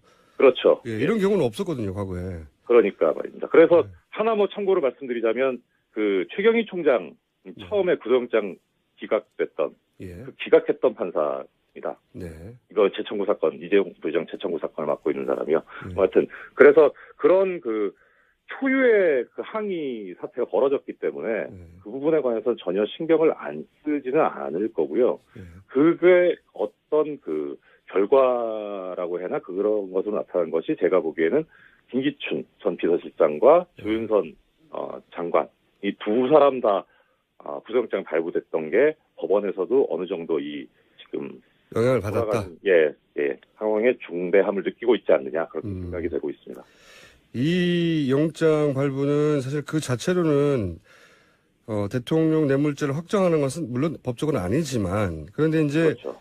그렇지만 그것이 뇌물죄로 연결되고 태안핵 심판에도 심리적인 영향을 주고 그것이 결국 나중에 어쩌면은 우리나라 역사 자체의 갈림길에 쓰는 판결로 기록될 수도 있지 않습니까? 나중에. 그렇습니다. 예. 네. 그래서 그 처음에 이재용 부회장 구속영장 청구 기각이 많은 비난을 받았던 거죠. 지금 역사적인 순간인데 어떻게 이렇게 뭐 주거라든가 뭐 주거 환경이라든가 이런 그 통상적으로 했던 그런 사건들처럼 비중을 둬가지고 이렇게 쉽게 결정을 했나라는 그런 비난들이 많았었거든요. 네, 상당히 중요한 결정이죠. 알겠습니다. 오늘은 분위기 파악 정도 해봤고요. 네. 이럴 경우에 판사는 어떤 압박을 느끼는지. 자, 딱 한 가지만 질문 드릴게요. 그래서 기각과 발부의 확률을 각각 개인적으로 전망하면요. 저는 8대2로 기각된다에 750원을 걸었습니다. 저는 6대4로 기각 쪽에 760원. 자, 그러면 금요일 아침에 네. 결과 나오는 대로 첫 인터뷰를 하기로 예약해놓고 네, 알겠습니다. 오늘 여기까지 하겠습니다. 감사합니다. 예, 감사합니다. 지금까지 이정열 전 부장판사였습니다. 악마 사절천왕 양재열이 아니죠. 양지열 변호사입니다. 양지를 지향하는 변호사 양지열입니다. 양지밖에 모르는 그렇죠. 따뜻한 곳만 알고 음지의 세계를 모르는 어둠의 세력은 잘 모르는 음지의 진행자 제가 양지의 변호사 양지열과 함께. 아니 근데 제가 오늘 아침에 변호사님께 잠깐 여쭤볼게요. 아침에 최동욱 전 총장 인터뷰 나온 직후에 갑자기 변협 회장님이 그 밑에 개인 명의로 성명을 하나 내셨어요. 그래가지고 보니까 자세히 보니까 말이 안 되는 것이 이제 변협에서 변호사 등록을 안 받아줄 수는 있잖아요. 그렇죠. 결격 사유가 이제 있어서. 지방 변호사협회에서 그걸 결정을 하고 최종적으로는 대한변호사협회에서 그걸 등록 신고를 받아줘야 하는데 서울지방변협에서는 통과시켰고 서울지방 변호사협회에서 통과시켰고 대한변호사협회 심사등록위원회에서도 의결했어요. 수리하기로 의결을 했는데 그런데 갑자기 등록 신고서 의결하고 그럼 자동으로 들어가잖아요. 두 개 다. 원래는 그렇죠. 이게 근데 그 중에 개업 신고서만 왜냐면 앞에 거는 의결했으니까 말이 안 되잖아요. 변호사로서 활동할 수 있다는 자격이 있다라는 거를 심사를 했어요. 한 거고. 예. 근데 그리고 어떻게- 개업 신고서는 신고제이기 때문에 예. 반려라는 절차도 없잖아요. 원래는 없어요. 사실은 이게 문제가 뭐냐면 네. 원래는 법적으로 강제력이 없어서 네. 변호사협회에서 계속 요구하는 게 정말 사회적으로 무리를 일으켜서 변호사로서 개업을 하는 게 마땅치 않은 사람이라도 원래는 이거를 법적으로 쫓을 방법이 없거든요, 사실은. 근데 오늘 아침 같은 경우는 왜 최동욱 전 검찰총장 같은 경우는 갑자기 받아놓고 반려했는지. 전날 밤에 등록해주고 다음날 아침에 개업 신고서는 반려한다고. 그러니까요. 이런 경우는 전례가 없어요. 등록을 안 해주면 안 해줬지. 저도 처음 봤어요. 왜 그런지 모르겠어. 왜 그러긴요. 저희 방송에 나간 거를 뉴스로 덮으려고 한 거지. 등록을 안 받아준 경우는 있습니다. 아니, 그러니까 등록 자체는 말씀드렸다시피 심사위원회가 따로 있으니까 등록심사위원회에서 이 사람이 과연 자격이 있느냐 아니면 징계 사유 같은 것들이 그렇죠. 있느냐. 변호사로 그런 것도 개업할 보는데 자격이 없다고 안 근데 받아준 경우. 개업 신고를 안 받아준 건 원래 이건 세무서에서 나오는 건데. 게다가 대한변협하고 성명서가 난 게 아니에요. 대한변협 밑에 회장님 명의로 난 거예요. 뉴스는 대한변협 명의로 나왔는데 개인 명의로 나왔나요? 아니 그게? 그래서 자세히 보시면 원래는 대한변협으로 딱 나와야 되잖아요. 성명이라는 게 대한변협. 근데 지난번에 이 변협 회장님이 개인적으로 변협 명의로 그 테러 방지법 때 네. 독단이죠. 이런 경우는 독단으로 테러 방지법을 지지한다고 대한변협이라고 써서 그냥 성명을 냈거든요. 그래서 한번 또 회장님들이 가서 또 항의하고 또 한번 당연하죠. 그래서 사과 성명을 냈죠. 그렇죠. 이번에는 그래서 대한변협이라고 안 하고 대한변협 밑에 회장 누구라고 개인 이름을 적어서 내셨어요. 그러면 더더군다나 그렇다면 본인이 개인 페이스북에 쓴 것과 마찬가지 효력이 불과한 겁니다. 왜냐하면 자기 개인 의견을 성명으로 낸 거예요. 회장 아니, 개인 왜 입장을. 그게 다른 데도 아니고 변호사협회에서 그런 일이 벌어졌는데 참 이상한 일인데 그건 명확하게 말씀드리지만 법적인 효과는 전혀 없고 일이죠. 둘 다 안 받아주면 모르겠는데 받아줬는데 다음날 하나만 아침에 안 해주면은 그중에 개업 신고서만 반려. 이건 말이 안 되네. 그럼 일만 못하게 하겠다라는 건데 이거는 최동욱 전 총장 입장에서 그냥 있지는 않을 것 같네요. 이게 말이 안 되는 거죠. 더더군다나 그게 하필이면 저희가 인터뷰한 직후에 나오는 무슨 인터뷰를 했길래 이렇게까지. 인터뷰는 훌륭합니다. 자, 네. 화가 나가지고 자세히 물어보면 물어볼수록 공장장 때문에 그런 거예요? 그러면 결국 책임져야겠네. 오늘은 뭡니까 아이템이? 오늘 고영태 씨 녹취 파일 가지고 자꾸 말이 녹취 파일. 많아서. 네. 참 그러고 보니까 고영태 씨 지난주에 제가 분명히 헌재 출석 안 한다 그랬는데 어둠의 정보에서 헌재 출석을 할 것이라고. 아니 예. 전날까지만 해도 한다고. 전날까지만 해도 내기하지 않았나요, 우리? 내기까지는 안 했어요. 내기 안 다행히. 했어요? 네. 아, 다행이네. 큰일 날 뻔했는데. 한 1,500 걸었어야 되는데. 지금 전날까지만 사실 한다고 그랬어요. 전날. 근데 이제 그 법원 갔다 와서 네. 그쪽에서 받는 공격들이 있었습니까? 그렇죠. 그게 이제 보도되고 나서 가족들이 말렸다고 하더라고요. 마지막에. 그건 뉴스에 나온 얘기인데. 그렇게도 들었고, 실제로. 뉴스를 보고 하는 게 아니라. 알겠습니다. 아이, 정말. 그때 돈을 안 걸었기 다행이지. 지금 사실은 이제 고영태 녹취 파일이라고 많이 얘기 나오는데 네. 원래 이제 고영태 씨가 녹음을 한 건 아니고 그렇죠. 상대방이 한 거죠. 김수현 씨라는 사람이 네. 블루케이 대표로 있으면서 예. 자동으로 녹음이 되는 어플리케이션을 설치를 해놨던 거기 보면 거예요. 짜장면 배달하는 것도 있고, 그러니까요. 영어 강의하는 것도 있고, 뭐 대부분 다른 내용이래요. 그러니까 2,250개 가량은 말씀하신 것처럼 완전히 사적인 내용인 거고 네. 검찰이 의미 있다고 본 건 29개 정도거든요. 근데 이게 정말 웃긴 게 박근혜 대통령 측에서는 그 2,500개를 다 들어보자는 거 아닙니까? 짜장면 얘기도 듣고 헌재에서 언제 다 들어요? 나는 표현이 참 창조적인 게 공개 검증이라는 표현을 쓰셨어요. 아니 법정에서 공의를 그냥 검증을 하면 어차피 헌재 절차는 인터넷으로 중계가 되고 있고 공개가 되는 거잖아요. 그걸 왜 공개 검증이라는 표현까지 써가면서 꼭 다 같이 들어보지 않으면 안 될 것처럼 했는데 거기 얘기한 것처럼 짜장면 뭐 몇 그릇 주세요 이런 걸 왜 듣고 있어야 되는 거예요? 그러니까 거기 헌재 재판관하고 방청객하고 언론인들 다 모여가지고 생중계로 짜장면 주세요 이런 거 듣고 집에 있어요. 엄마한테 안부 전하는 것도 그렇게 많이 들어있다는데 효자였는지 모르겠는데. 영어 강의하는 것도 들었다지. 하여튼 근데 이게 그러면 이게 녹취 파일이 얼마나 큰 영향력을 가질 것이냐라고 생각을 해보면 아까 고영태 씨 얘기를 왜 꺼냈냐면 헌재가 증인으로 출석 안 했으니까 증인 채택 철회해버렸습니다. 예. 그 얘기는 고영태 씨 얘기 안 들어봐도 된다는 거예요. 탄핵 심판하는데. 네. 별 의미 없다는 게 이미 헌법재판소에서 입장을 여러 차례 나와버린 밝혔거든요. 거예요. 예. 그리고 형사재판 나왔던 부분들은 이제 검찰에서 얘기한 거는 그대로 진술로 증거로 못 쓰더라도 형사재판에서 증언한 거 있잖아요. 본인이 지금 나와서 증언을 했죠. 네, 그거는 문서송부 촉탁이라는 거 있어서 네. 그때 증언한 거를 기록한 거를 법원에 보내달라고 하면 그걸 그냥 고스란히 쓸 수가 있고 독일한 법적 효과죠. 네. 예. 그거에 대해서는 탄핵심판 대리인단 측에서도 뭐라고 말을 못하는 게 뭐 어차피 변호사들이 그쪽에서 반대신문도 다 했기 때문에 네. 어차피 내용은 다 나온 거거든요. 네. 녹취 파일이라고 해서 새로운 게 나올 게 일단은 없어요. 첫 번째는. 네.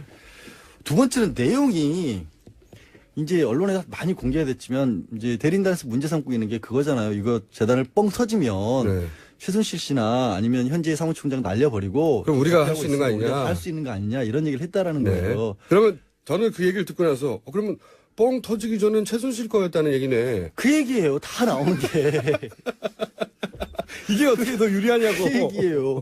저도 정말 이해가 안 가요. 네. 거기 나오면 다 나오잖아요. 최순실 씨라는 사람이 얼마나 대단한 사람이라는지를 그 사람들끼리 계속 얘기를 하잖아요. 그러니까요. 그 위에 아무도 없어. 예, 뭐. 우리 회장님 아니면 아무것도 못해. 네. 새벽까지 연설문 고쳐가지고 보내줘야 겨우 대통령은 회장님 없으면 아무것도 못해. 옷도 못 갈아입어. 네. 이런 얘기까지 나오고 있는데 그걸 다 들어서 어쩌겠다는 건지 잘 시간을 이해가 안 지연하겠다는 가는데. 거죠. 근데 시간을 지연하는 것도 있고요. 실제로 저도 이제 소송을 해보면 정말 암담한 소송이 있거든요. 뭐 하나 이만하는 거 하나도 찾아낼 게 없을 때. 네. 그때 뭐 하나 정말 지푸라기라도 잡으면 꽂혀요, 사람이.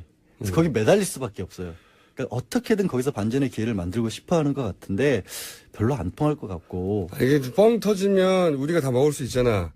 이런 얘기를 농담으로 했던 진담으로 했던 상관없이 아니 거기 실무자들이 위에 있는 사람 날아가면 야 우리가 대장하는 거 아니야? 이런 말 할 수 있어요. 그 나쁜 의도든 좋은 의도든 무슨 의도든 간에. 근데 이 재판에서 중요한 건 그게 아니고 이 사람이 그런 마음을 먹었냐가 아니라 뻥 터지기 전에는 그러면 최순실 거였다는 얘기가 그 안에도 나오잖아요. 그러니까 그 얘기를 다 최순실 씨를 어떻게든 동원해가지고 고영태 씨한테 형이라고 부르면서 최순실 씨 회장님 또 어떻게든 바람을 넣어서 이 사업이 좀 하게 해달라. 그럼 최순실 씨가 결국에는 다 힘을 썼다라는 얘기가 거기서 나오고 일관되게 있고. 나오는 거죠. 그리고 이제 이게 농담이냐 진담이냐는 얘기를 했을 때 고영태 씨도 그랬잖아요. 본인이 언론 인터뷰를 통해서 내가 의인도 아니지만 쓰레기도 아니다. 네. 그리고 분명히 부정한 이익을 찾으려 했었다. 그건 맞잖아요. 인정해야 네. 되잖아.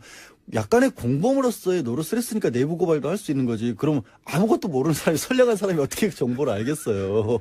그걸 이제 흐트론을 잡는 건데 제가 참 어제였나요? 김진태 의원이 기자회견 해가지고 7가지 혐의를 들어가면서 구속 수사를 해야 한다라고 주장을 했지 않습니까? 네.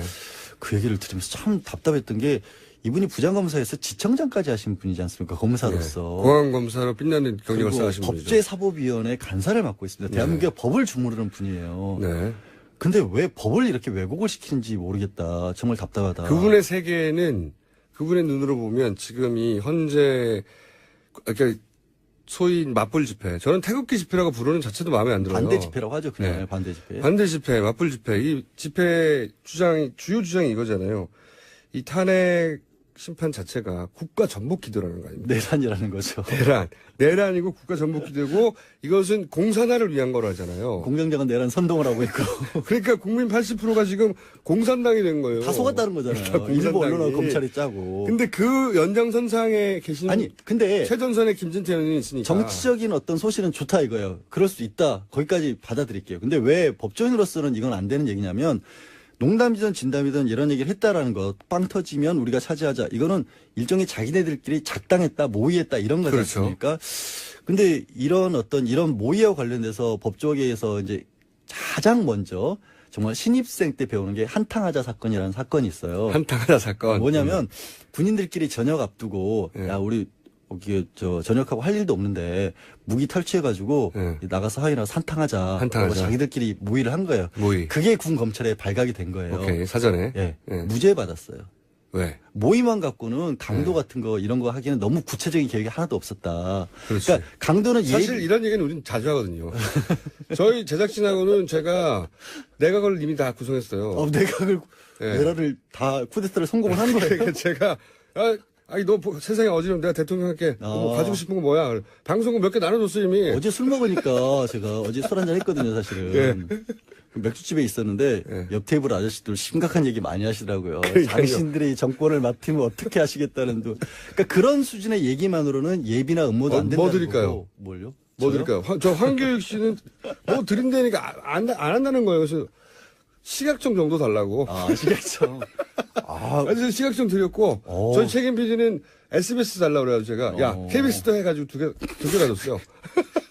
저는 최근에 일련의 사태를 보니까 문체부가 알짜인 것 같아요. 그런 얘기인 거죠, 이런 그러니까 게. 그 수준이라는 거. 그래서 사기 미수는 절대로 될 수가 없고 또 두 번째로 나왔던 게 이제 공갈도 될 수 있을 것 같다. 그 게이트 폭로할 테니까 5억 원을 달라라 요구를 했다라고 하는데 이거는 최순실 씨가 거의 착각한 걸로 지금 밝혀지고 있죠. 그러니까 이성한 미르재단 이사가 그때 당시 돈이 좀 급해서 그건 고영태 씨 얘기도 아니에요. 고영태 씨 얘기도 아니고 네. 그래서 5억 원을 그 협박을 한 것도 아니고 땅을 사주든지 빌려달라. 그러면 이걸 담보로 주겠다. 그거를 최순실 씨는 달라 그랬다고 하는데 최순실 씨 얘기를 그대로 옮겨도 땅을 사주든지 5억을 달라 그랬다. 이게 협박이에요? 자기 돈. 이것도 공갈이 안 되는 거고요. 네. 두 번째는 이제 절도가 또 나오죠. 절도. 그때 네. 공무상 비밀 문서들 많이 나왔었는데 고영태 네. 씨가 이걸 문서를 가져가서 밖에 흘린 게 아니냐. 네네. 태블릿하고 연결되는 거죠. 네. 태블릿하고 연결되는 거기도 하고. 근데 문서 같은 경우에는 일반적으로 법적으로 이게 절도죄가 될 수 없다라고 봐요. 문서는. 왜 문서의 중요한 의미는 뭐가 있냐면 그 안에 들어가는 정보가 중요한 거지 문서가 중요한 건 아니잖아요. 종이짝이 중요한 게 아니잖아요. 그렇죠. 그래서 특히 컴퓨터 파일로 저장되어 있는 것을 출력해낸 경우에는 아예 가져갔더라도 컴퓨터 파일 그대로 남아있잖아요. 그렇죠. 최순실 씨 그대로 쓸 수 있잖아요. 가치를 하나도 뺏은 게 없잖아요. 그래서 절도가 아예 안 된다는 게 확립된 판례예요. 정보 유출이라고 볼 수는 있겠지만. 정보 유출이 됐기 때문에 기업의 경우에는 그걸 배임죄로는 처벌을 해요. 하지만 절도는 절대 안 돼요. 종이를 가져갔다고 절도죄는 안 된다. 그러니까 되긴 되는데 네. 종이 훔쳤다고 그러니까 A4지 훔쳐간 거가 되는 거죠. 그렇죠. 네. 그걸로 처벌을 안 한다는 게 확립된 판례. 이거는 90년대 이미 끝난 얘기예요. 근데 끝난 얘기. 그거를 어떻게 지청장 출신이 이걸 아니, 몰라서 하는 게 아니죠. 아니 그러니까 그게 저는 싫다라는 거예요. 죄가 이렇게 많다는 거를 그런 이미지를 받아라 이렇게 이제 던져주시는 거죠. 그러니까 다른 이미지를 하라고요. 정치적으로 다른 소신발언을 하면 좋은데 법을 왜곡시키지는 본인 말았습니다. 전공이 그건데 어떡해요. 본인 전공이 체육이 아니잖아요. 뭘 만들어도 본인 전공에서 만들어야죠. 그러게요. 그래서 이제 이렇게 이제 검찰까지 한 분이 이런 얘기를 하면 이제 이 맞불 집회에서 그런가 보다. 속깃하실 수 있죠. 그렇죠. 아니 그게 아니라 김진태 의원에 대해서는 정말 진짜 의인으로 정말 최고의 어떤 뭐 지도자로 그렇게 추앙을 받는 상황인데 추앙을 할 때 하더라도 정치적인 걸로 모르겠지만 법적으로는 다 틀린 얘기라는 걸 알고 하셨으면 좋겠습니다.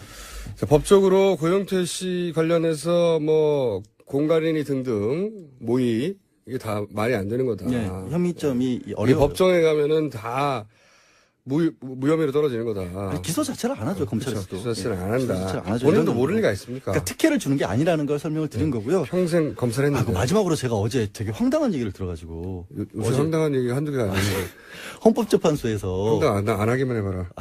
한번 황당 시켜주세요 저를.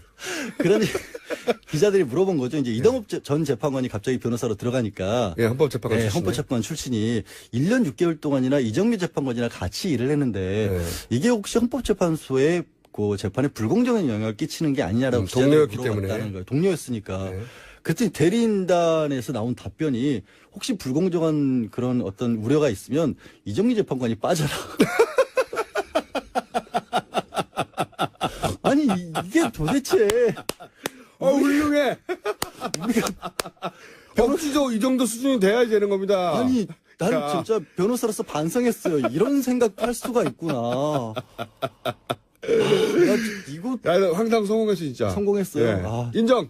나 어제 생방송 도중에 이 얘기 듣다가 진짜 나는 한참 멀었다 변호사로서 수준이 이 정도는 그러니까 돼야지 변호사다. 변호사를 선임했는데 이 변호사가 과거에 동료였기 때문에 네. 혹시 그 재판에 영향을 공정성에 영향을 미칠 아무래도 동료니까 그렇죠. 그런 우려가 있지 않냐고 물어봤더니 아니 그런 우려가 있다면은 이정미 동료였으니까 이정미가 빠져. 그러니까 네가 가라. 아무런 근거 없이 아니 이건 뭔지 진짜 이게 해석이 안 돼가지고요. 제가 그런 일들이 벌어지고 있습니다. 아니, 진짜. 근데 이제 박근혜 대통령 사실 대변인단은 일부러 그러는 건지 아니 박근혜 대통령이 유리한 걸 하나도 안 해요. 법정에서는 유리한 건 오로지 하나입니다. 태극기 펼치죠. 태극기. 유리한 건 오로지 하나예요. 긴 길게 느리게 이것만 하고 계세요. 아니 그래도 어제 이동업 재판관 전 재판관 들어왔을 때는 강효란 재판관도 얘기는 했어요. 그래도 이 재판관이 들어오니까 그나마 이제 헌법재판 같이 좀 돌아간다라는 얘기까지 했어요. 법리로 사실은. 다투는 게 법리 얘기가 됐다. 조금이라도 나온다. 네. 그전에는 태극기 걸고 막 2천 몇백 개 하자 그러고. 그래놓고 밖에 나가서 재판관 빠지라고 한 거예요. 야, 저는 이런 것을 허연직이라고 봅니다. 얼마나 과감하면 확 질러버리는 거지. 틀림없이 제가 보기에는 다음 주 주말 이 맞불 집회에는 이정미 재판관 퇴임하라는 얘기가 나올 이번 주 토요일 날? 이번 네. 주 토요일 날. 그쪽 맞불 집회에서는 알겠습니다. 더 이상 할 말이 없어서 저 이제 갈래요. 네, 지금까지 양재만에서 활동하시는 양지를 지향하는. 예, 양지를 양지에서 양지를 지향한다는 게 문제예요. 뭘 그게 문제예요, 그게. 자, 양지열 변호사였습니다. 감사합니다. 네, 고맙습니다. 자, 지난주에 저희가 한 주 건너뛰었습니다. 이번에 시간을 기다린 분들이 굉장히 많아요. 원정우 씨, 과학하고 앉아있네, 나오셨습니다. 네, 안녕하세요. 오늘은 뭡니까? 일단 전 미래창조과학부를 가지겠습니다. 미래의 창조과학부요? 제가 가진다고요. 아까 그 얘기를 하시길래. 아까 나눠줄 때? 네, 미리 좀 이렇게 찜해 놓으려고요. 아니, 그거 하나만 하시려고? 딴 것도 할까요? 문체부에서 돈 많이 나올 것 같은데. 네, 그것도 참고해 보고요. 예. 일단은 방송국은요? 방송국은 교통방송이요. 교통방송? 네. 교통방송은 놀린 분들이 많아요. 교통방송 이미 배정됐어요. 이미. 저희 작가한테 배정됐고요. 자, 오늘 주제가 뭡니까? 네, 2주 만에 찾아뵙는데요. 오늘도 늘 그랬듯이 우리가 알아두면 좋은 과학 지식, 순수한 과학이죠. 네, 과학 상식과 함께 하겠습니다. 네. 요즘 건조한 겨울 끝물에 이제 불조심에 긴장을 늦추지 말아야 할 때 아니겠습니까? 예. 좀 전에 양절 변호사님하고도 그런 얘기를 하셨더라고요. 특히 올겨울에는 이 맞불이라는 말이 많이 맞불 집회, 등장했잖아요. 태극기 집회, 반대 집회. 네. 그래서 이 맞불의 과학과 함께 맞불의 과학.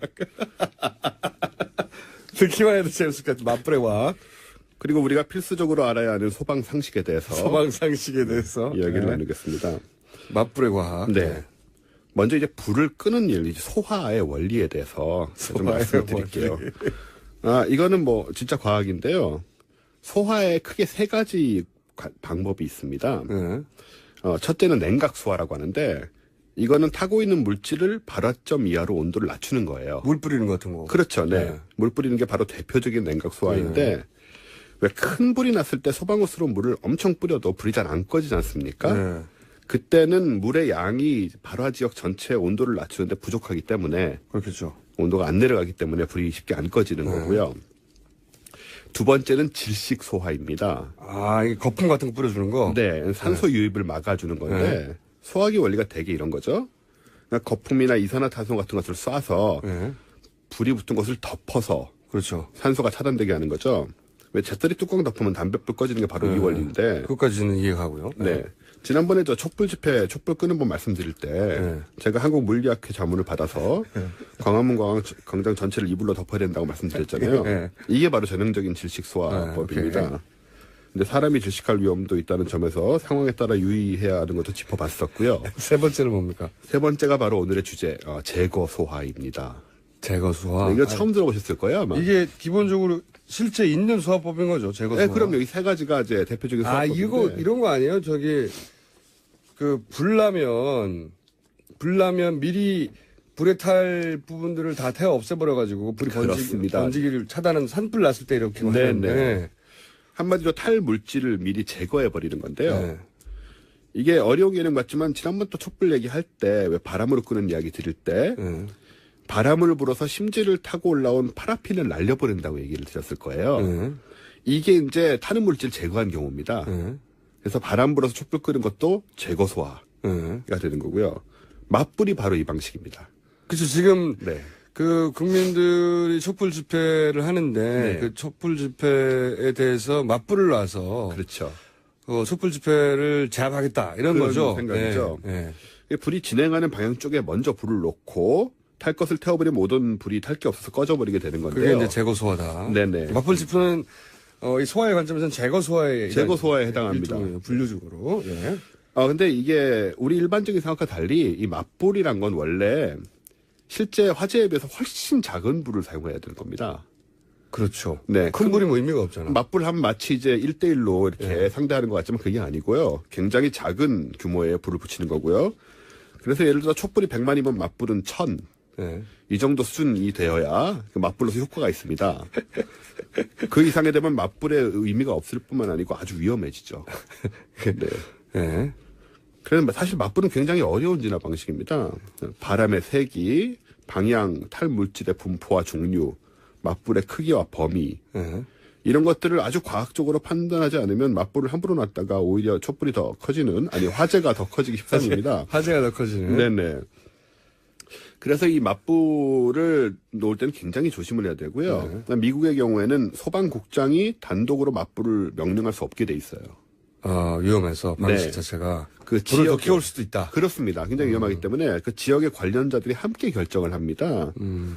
그만큼 위험하고 자칫하면은 초가상관 다 태워먹는 아주 우매한 짓이 될 수 있는 게 바로 이 맞불이 되겠습니다. 그러니까 이제 이 맞불을 정확하게 구사하지 않으면 오히려 오리지널 불을 더 키운다. 그렇습니다. 네. 네. 그런 상황이 되어 갈랑말랑하고 있는 중이에요, 지금. 예, 그래서 안 그래도 그것 때문에 제가 이 소방 상식으로 이렇게 말씀을 드리는 건데요. 게다가 이 맞불을 붙이면서 뭐 불이 붙기 쉬운 깃발 같은 걸 잔뜩 들고 다닌다거나 아니면 술에 잔뜩 취한 음주 맞불 혹은 폭력 맞불 폭력 맞불. 또 이 불의 성질에 대해 충분히 숙지하지 못한 요원들이 뭐 일당을 받고 투입된다거나 이런 일은 화재를 훨씬 더 키우는 위험한 결과로 이어질 수 있죠. 제가 그 말씀 하시니까, 네. 제보받은 몇 가지가 있는데, 네. 아마도 이제, 이 소위 말하는 지금 맞불 집회에 참석하시는 분인 것으로 추정되는 분. 네. 네. 그 맞불 집회 인근에 있는 가게들 점주로부터 들은 이야기 있어요. 네. 어떤 얘기가 있냐면, 그런 집회가 많이 열리는 지역들이 다 정해져 있잖아요. 네. 그 지역 중에 한 군데에 있는 옷가게 점주가 저한테 제보를 한 내용인데, 한 달 반 전부터, 그러니까 이 맞불 집회 시작된 네네. 시간부터, 이 복장에 일관성이 없는 분들이 가게를 들어온답니다. 어떻게 들어오냐? 분명히 양복을 입었는데, 운동화는 떨어지기 직전에 운동화를. 한 10년쯤 된 것 같은. 네, 그런 운동화를 신고, 양복인데, 머리는 감지 않은 더벅머리. 그래서, 이분을 내가 쫓아내야 되나, 아니냐. 잠시, 망설이게 만든 분이 들어와서, 네. 쭉 훑어보고, 현금으로 뭘 산대요. 현금으로요. 예, 현금으로 예를 들어서 뭐, 옷을 사거나 산답니다. 네. 사고 나서, 약 3시간 혹은 5시간 후에, 그게 다 구겨진 상태로 반납을 하러 반품이라고 합니까? 예. 마음에 안 든다고 반품으로 오시는 분들이 그렇게 늘어났답니다. 글쎄 좀. 그래서 그분들이 듣고 보니까 네. 그분들이 그분이라는 거를 자기들도 느끼는군요. 최근에 깨달았다고. 네. 그 주변 가게들한테 자기가 물어보니 주변 가게들도 비슷한 일을 갖고 있다고요. 그러니까 거기 가서 현금으로 옷을 산 다음에 그 옷을 착용이 한 게 틀림없는데 무슨 일을 했는지 그 옷이 다 들어오진 상태로 와가지고 반품을 하는데 안 해준다 그러면 그렇게 난리를 친 다음에 역정을 내시고. 예, 역정을 내시고 반품을 완성하시는 게 간다고요. 그러니까 그런 분들이 바로 제가 우려했던 그 불의 성질에 대해 충분히 숙지하지 못한 초심 요원들? 네, 이런 분들이 아닌가 이렇게 의심해봄직하죠. 제거 소화를 하려다가 발화를 하게 된다. 네. 뭐 그런 이야기네요. 게다가 이런 분들이 이제 의식이 부족하기 때문에 뭐 쓰레기를 아무데나 버리고 네. 이러다 보면 그런 지역에서 또 불이 일어날 수 있는 가능성이 크기 때문에 굉장히 조심해야 되는 것입니다. 이 방송을 혹시 들으신 그 기자분들 있으면 그 집회가 집중적으로 열리는 곳 주변에 옷가게나 이런 데 한번 집중 취재해 보세요. 거기 들어가가지고 옷을 입고 분명히 서너 시간 후에 바로 반납하는 분들이 최근 주말에 급증했다고. 그래서 장사가 안 돼가지고 요즘. 예. 그 촛불 집회 쪽 분들은 장사가 잘 돼서 굉장히 환호하셨잖아요. 예. 근데 맞불 집회 열리는 인근에 특정 연령대 분들이 집중적으로 와가서 옷 사입고 그 옷을 반품한답니다. 서너 시간 후에. 꼭 현금으로 낸대요. 네. 네. 그 뭐 현금으로 내신 데는 이유가 있겠죠. 옷을 거기서 그분의 이제 정리에 따르면 이유는 알 수 없으나 깨끗한 옷을 사입고 갔다가 돌아와서 옷을 반품한다는 거죠.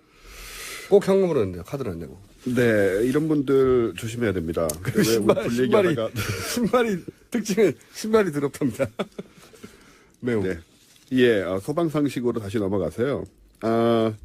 그래서 이제 이런 맞불질, 잘못된 맞불질 잘못하면은 이제 그 홀라당 다 태워먹는 그런 사태가 벌어지고 있기 때문에 이런 대형 화재로 연결되지 않도록 우리가 이 건조한 겨울철에 주의를 해야 되고요. 네. 또 얼마 전에 보니까 모 보수 정당이 이름을 바꾸면서 상징을 횃불로 정했더라고요. 맞아요. 네.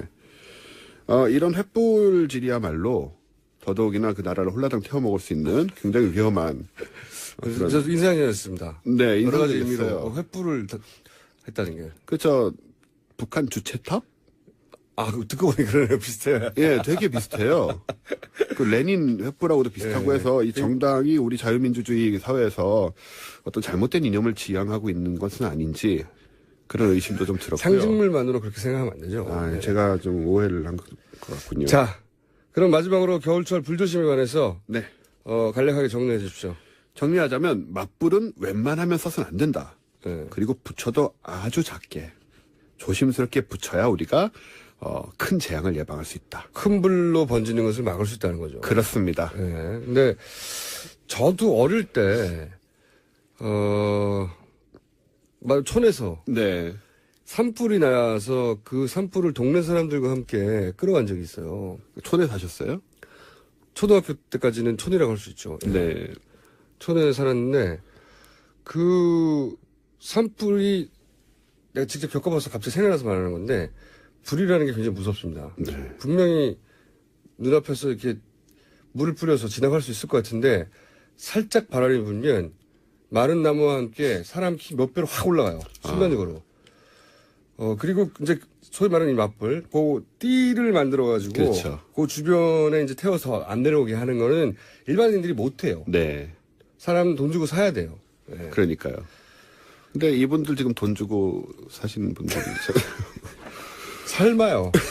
그런 일은 없고요. 네. 그분들이 가지고 있는 특징 중에 하나가 집회 직전에 새 옷을 입고 싶어 하신다는 건 있는 것 같아요. 제가 보니까. 집회를 좀 한다고 옷이 그렇게 구겨지나요? 그리고 이해가 안 되는. 저도 그건 이유는 모르겠는데 그건 이제 점주가 저한테 제보했던 건에 네. 보면 옷은 뭘 했는지 옷이 이렇게 들어오셔서 꾸깃꾸깃해진다고 그걸 반품하면 어떻게 받으란 말이냐.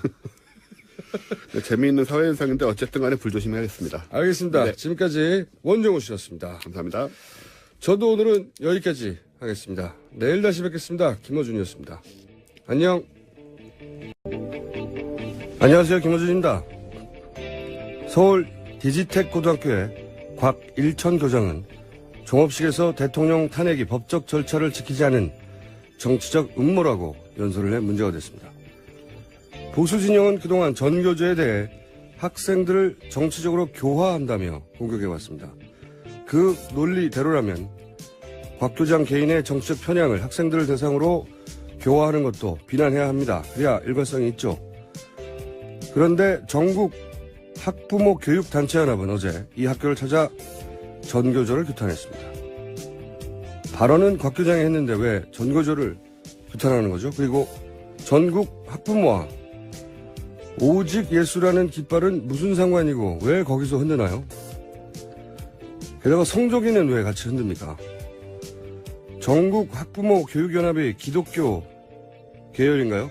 만약 그래서 그런 거라면 기독교 발원지인 이스라엘 국기를 흔들는지 한국 개신교가 칼뱅교리를 대체로 따르니까 칼뱅의 조국 프랑스 국기를 흔들는지 그것도 아니면 실제 칼뱅의 사역을 했던 스위스 깃발을 흔들든지 교회에서 성조기를 걸고 예배 봅니까? 이 기괴한 광경을 저는 도무지 이해할 수가 없습니다. 김호준 생각이었습니다.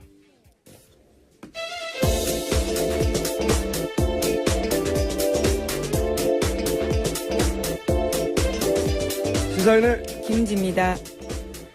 네, 어젯밤에 갑자기 새로운 전혀 기대치 않았던 네, 예상치 큰 않았던 뉴스가 나왔죠. 큰 뉴스가 나왔습니다. 예, 그것부터 예. 일단 전해주세요. 네, TV조선 어제 보도인데요. 김정일의 장남인 김정남이요, 말레이시아에서 피살됐다라는 보도를 했습니다. 단독 보도입니다. 이게 독살 당했고 여성 2명에 의해서 네. 택시를 타고 도망갔다, 이런 단독 보도였죠. 특종. 근데 저는 이 뉴스가 굉장히 좀 부자연스러웠어요. 어떤 점에서 부자연스러웠냐면 저도 궁금해서 이제 현지 언론 뒤져봤는데, 일단 독살 2명, 독살의 여성 2명, 이런 뉴스가 없어요. 전혀. 말레이시아 CID 범죄수사국 정도 되겠죠. 예, 여기 책임자 모마드 살레가 제가 지금 방송을 시작하기 전까지 확인한 바로는 여행 서류로 봐서 김정남으로 보인다. 하지만 김정남으로 확정할 수는 없다. 근데 이 부분은 우리 정보당국이 더 정확할 수가 있어요. 이런 정보는 김정남이 평소에 쓰던 여러 여권 중에 하나다. 네, 예. 김철이라는 이름의 여권이 네네. 발견됐다고 하죠. 이런 거는 우리가 더 빠를 수 있는데, 문제는 이제 독살과 여성 2명 부분입니다. 이 TV 조선에서는 특정했잖아요. 여자 2명. 네, 그리고 그렇죠. 독살, 택시로 빠져나갔다. 그림도 막 나와요. 근데 이제 말레이시아 이 범죄 수사국의 이제 현재까지의 공식 논평은 부검이 진행되지 않아 사인을 확정할 수 없다요. 네. 물론 나중에 이제 부검 결과가 나오면 독살이었다고 말할 수는 있을지 모르겠는데, 현재는 부검이 안 됐으니까 모르죠. 네, 오늘 부검 진행한다고 합니다. 네. 모르는 게 맞고, 그리고 이제 그 과정은 이제 공항 의무실로 찾아왔는데 얼굴을 감싸고 어지럽다고 했고, 근데 거기서 병원으로 옮기다가 앰뷸런스에 숨졌다. 예, 그렇죠. 여기까지는 확인해 줬어요. 그런데 이제 우리나라 발 뉴스, TV조선 뉴스를 보고 거꾸로 이제 기자들이 물으니까 바들은 발견되지 않았다. 독살이냐고 그러니까. 그리고 알 수 없다. 사망 원인을. 부검해야 한다. 그래서 오늘 스프레이설까지 기사가 네. 나왔습니다. 그러니까 이게 현지 경찰 책임자고 CCTV도 이 사람들이 가장 먼저 보는 거란 말이죠. 여성 2명에 대한 정보도 전혀 없어요. 현지 경찰도 모르는 걸 TV조선은 어떻게 하는지. 저는 그게 뉴스입니다. 저한테는. 좀 더 두고 봐야 할 뉴스다. 한 가지 분명한 건 이제 우리나라 정치 상황상 특정 정치 세력에는 매우 적절할 때 상황해준 뉴스이기도 하죠. 예. 자, 이 뉴스 여기까지 하고요. 다음은요. 네, 최경희 전 이화여대 총장이 오늘 새벽 구속됐습니다. 서울중앙지법 성창호 영장전담 부장판사가 새벽 2시 20분쯤 결정한 사항인데요. 추가로 수집된 증거자료 등을 종합할 때 범죄 사실이 소명되고 구속의 사유와 필요성이 인정된다, 이렇게 밝혔습니다. 네. 삼성 이재용 부회장 영장 심사에 대한 부담감의 결과라고 봅니다, 이건. 특검이 잘해서가 아니고요. 아니, 물론 네네. 보강도 됐겠지만, 예. 네. 진짜 메인 디시는 이제, 어제 청구된 결과가, 금요일날 새벽에 나오겠죠. 네, 네. 이재용 부회장에 대해서 특검이 어제 구속영장 재청구했습니다. 네. 혐의도 기존의 뇌물공여, 횡령, 위증에다가요, 2가지를 더해서 새롭게 추가된 재산 국외 도피, 범죄 수익 은닉, 이런 것도 있거든요. 네. 결과가 아니라요, 영장 실질이 내일 오전 10시 반에 열리고요. 아마 결과는 금요일 새벽 혹은 아침 정도에 나올 것으로 보입니다. 지난번 기준으로 보자면 새벽 4시 막. 예, 금요일 5시, 날, 5시 정도. 예. 저희가 금요일 날 방송하는 즈음에나 결과를 알고, 제가 이제 750원 걸었는데, 기각될 거라고. 80% 이상의 확률로. 100%라고 하지 않은 이유는, 특검이 여기 올인했어요. 그러니까, 윤석열 검사 포함 20명의 특검 검사하고 수사팀들이 나머지 재벌 수사를 포기했습니다. 시간이 너무 없으니까. 포기하고, 삼성 영장 재청구에 올인했거든요. 특검이 지금까지 보여준 수사력이 대단하잖아요. 근데 한 사안에 올인했다. 그러니까 굉장히 많이 보강됐을 거라고 보거든요. 너무 많이 부각돼서 이래도 기각할래 하고 이렇게 집어넣은 거란 말이죠. 그래서 저는 20% 정도 상승했지만 워낙 부담이 큰 거라 이걸 기각한다면 이제 다른 건 없죠. 기각해야 해서 하는 거라고 저는 생각이 드는데 80% 확률로 기각 될 거라고 저는 생각합니다만은 20% 남은 20%는 너무나 봉황이 자료가 많이 돼서 네. 만약에 발부가 된다면 저는 이 영장 실질 심사하는 부장판사가 앞으로 남은 판사 경력직을 걸고 하는 거라고 봅니다. 인생의 갈림길에 네, 한정석 영장 전담 판사입니다. 네, 인생의 갈림길에 선 거라고 봅니다. 저는 그분이. 자, 법조 인생의 갈림길에 선 거죠. 어느 쪽 길로 갈지는 모르겠어요. 그러면서 보강한 것 중에 일부 내용이 보도가 된 것도 있죠. 네, 그렇습니다. 20% 말씀하신 그 부분들에 대한 것들인데요. 네. 네, 어제 SBS 보도에 따르면 삼성이 정유라 씨에게 말을 사준 비밀 계약서 있다라는 건 이미 전해드렸었는데 저희가 어제 이제 해설해드렸죠. 해설. 이거 예. 말 세탁이 아니다. 이거는 최순실의 욕심이 이 정도라는 걸 보여주는 거다. 최순실 씨는 말을 자기 이름으로 소유하고 싶었거든요. 예. 근데 그게 이제 비밀 계약서가 있다는 보도는 어제 나왔고. 네네. 뿐만 아니라요. 네. 여기에서 합의서도 특검이 확보했다라는 게 SBS 보도입니다. 예. 계약서 있고 회의록도 나왔다고 그러지 않았나요? 회의록. 예. 회의록, 그 합의서를 회의록이라 부르기도 하는데요. 삼성 쪽에서 작성한 회의록을 보면 최순실 씨와 약속한 내용을 최 원장 미팅 결과라는 제목으로 작성을 했고요. 그 내용을 보면 최순실 씨가 명마 블라디미르를 6개월 안에 매각 추진해야 한다라고 쓰여 있고요. 또 3자 계약을 통해서 블라디미르를 최 씨에게 사준 것을 숨기겠다라는 내용도 있다라는 겁니다. 네. 이 3자 계약이 어제 말씀드렸다시피 삼성 이유가 있는데 간단하게 정리하면 변호사가 되려면 변호사 등록신고서, 개업신고서 두 개의 서류가 네네, 그렇죠. 필요합니다. 그런데 그리고 변협에 등록이 돼야 등록신고서 등록이 돼야 변호사가 된다고 정해져 있어요. 최 총장은 지난 1월 달에 이미 1월 5일 날 서울지방변협에다가 이거 서류를 접수했어요. 서울변협은 뭐 소리 문제가 없으니까 대한변협으로 전달을 하고 대한변협은 한 달 동안 심사를 안 했어요.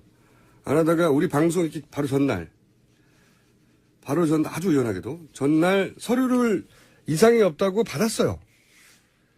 등록심사위원회에서 규정상 아무 거부 사유가 없다고 의결했다고 이제. 그래서 이걸로 법적 절차 끝난 거거든요. 이 서류 두 개가 동시에 들어가고 그리고 받아들여지고 끝이에요. 근데 다음날 아침 오전에 대한변협 회장 명의로 성명서가 나온 겁니다. 이게 이 뉴스의 출발점은 개인 성명서에서 뭐라고 나오냐면 개업 신고서를 반려한다고. 제가 화가 난 부분이 이거예요. 이게 말이 안 되는 게 등록은 변호사 등록은 변협에서 의결하도록 되어 있고 그래서 그 등록이 됐어요. 의결을 해서 변호사 개업은 신고제입니다. 신고만 하면 끝나는 거예요. 허가받는 게 아니라. 접수되면 끝인 거예요. 그러니까 어제 두 가지 서류가 들어갔고 의결하면서 끝난 겁니다. 반려라는 절차 자체가 없는 거예요. 신고제도이기 때문에. 이게 허가가 아니에요. 허가. 서류가 미비하네요. 어쩌고저쩌고. 다 요건이 안 됩니다. 서류를 다시 보강해서 반려 절차가 없어요. 신고하면 끝이니까. 다 끝난 거거든요. 그런데 이 성명은 그러니까 하등의 법적 구속력이 없는 겁니다. 이 성명을 낸다고 해서 변호사를 못하는 게 아니에요. 법적 절차는 끝난 거예요. 그냥 회장 개인이 자신의 페이스북에 나는 반대 쓰는 거하고 똑같은 겁니다. 법적 구속력이 없는 완전히. 그런데 이걸 굳이 내요. 마치 변호사를 못할 결격 사유를 변협이 공식적으로 인정한 것처럼 그렇게 느껴지잖아요, 이게. 네, 그렇죠? 물론 대한변협은 정관 이유를 이야기하고 있긴 하죠. 3년 반 전에 현 정권에서 잘린 정관 이유를 누가 해줍니까? 바로 전날 정상 등록을 해줬어요. 근데 바로 다음날 아침에 회장이 개인 성명을 낼 만큼 새벽에 무슨 일이 있었나.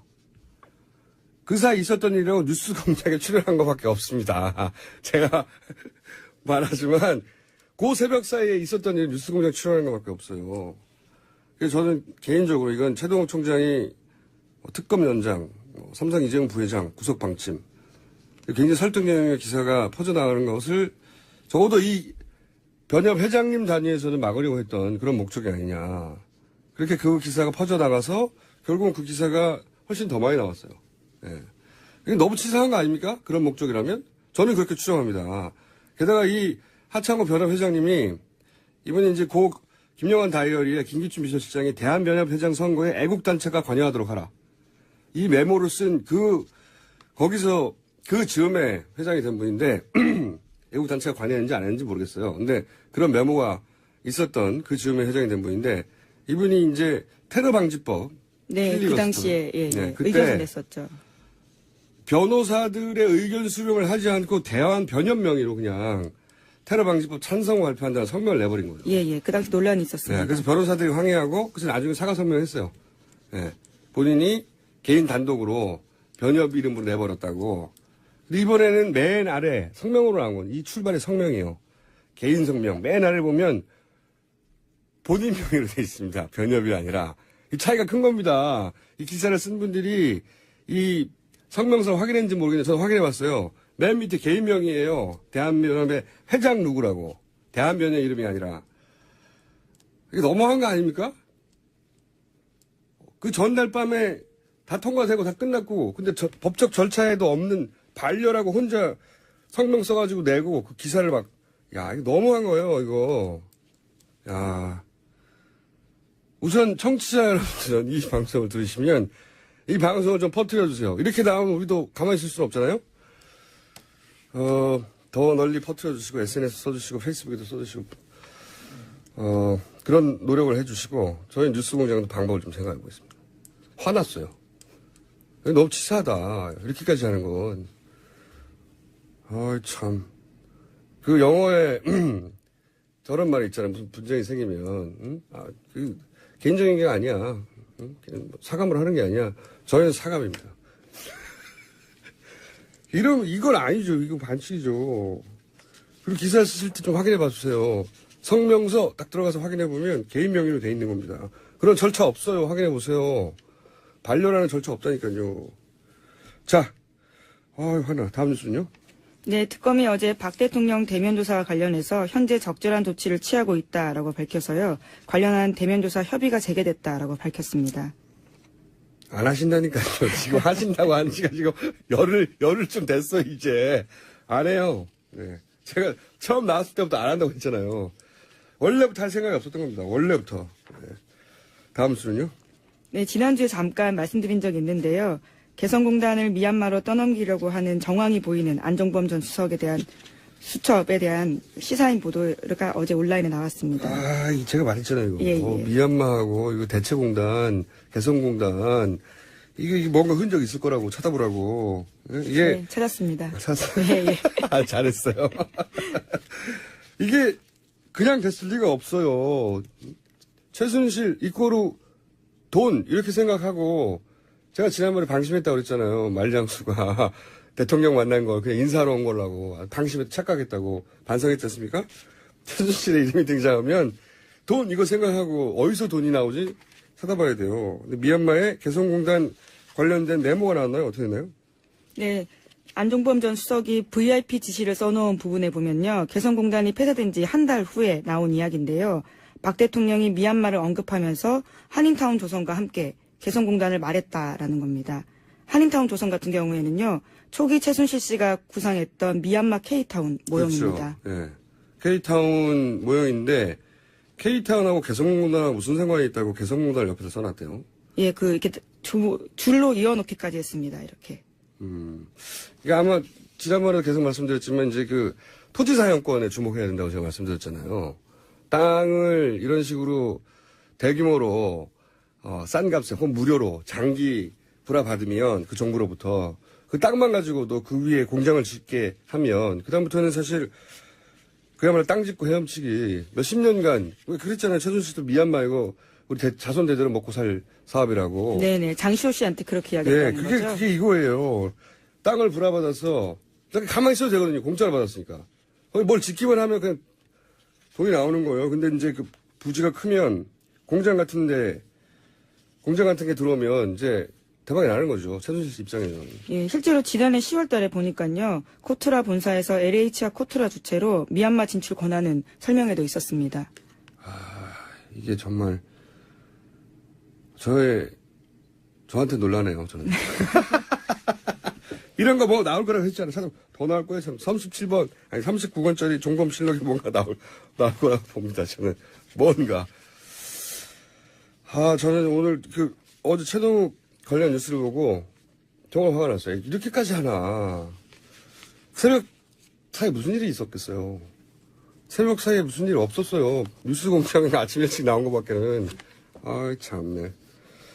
자, 청취자 여러분들도 이렇게 나온다면 널리 퍼뜨려 주시고, 저희도 이제 방법을 찾아서 널리 퍼뜨려. 소유로, 명의로 돼 있던 말들을 이 말장사한테. 예, 덴마크 중개사는요. 네, 말장사한테 파는 형식을 취했지만 그 판 돈을 안 받았어요. 돈을 안 받고 최순실 씨가 말을 샀는데 돈을 조금만 주고 샀어요. 그러니까 현물로 말을 주고 그 차액만 낸 거니까 사실은 하나의 계약인 거죠. 네, 그걸 3자 계약을 표현했고 6개월 안에 매각 이 조항이 저는 굉장히 중요하다고 보는데 이건 이제 회의록이 나왔다는 거잖아요. 네네. 이게 그러니까 이런 거죠. 돈 조금 주고 샀잖아요.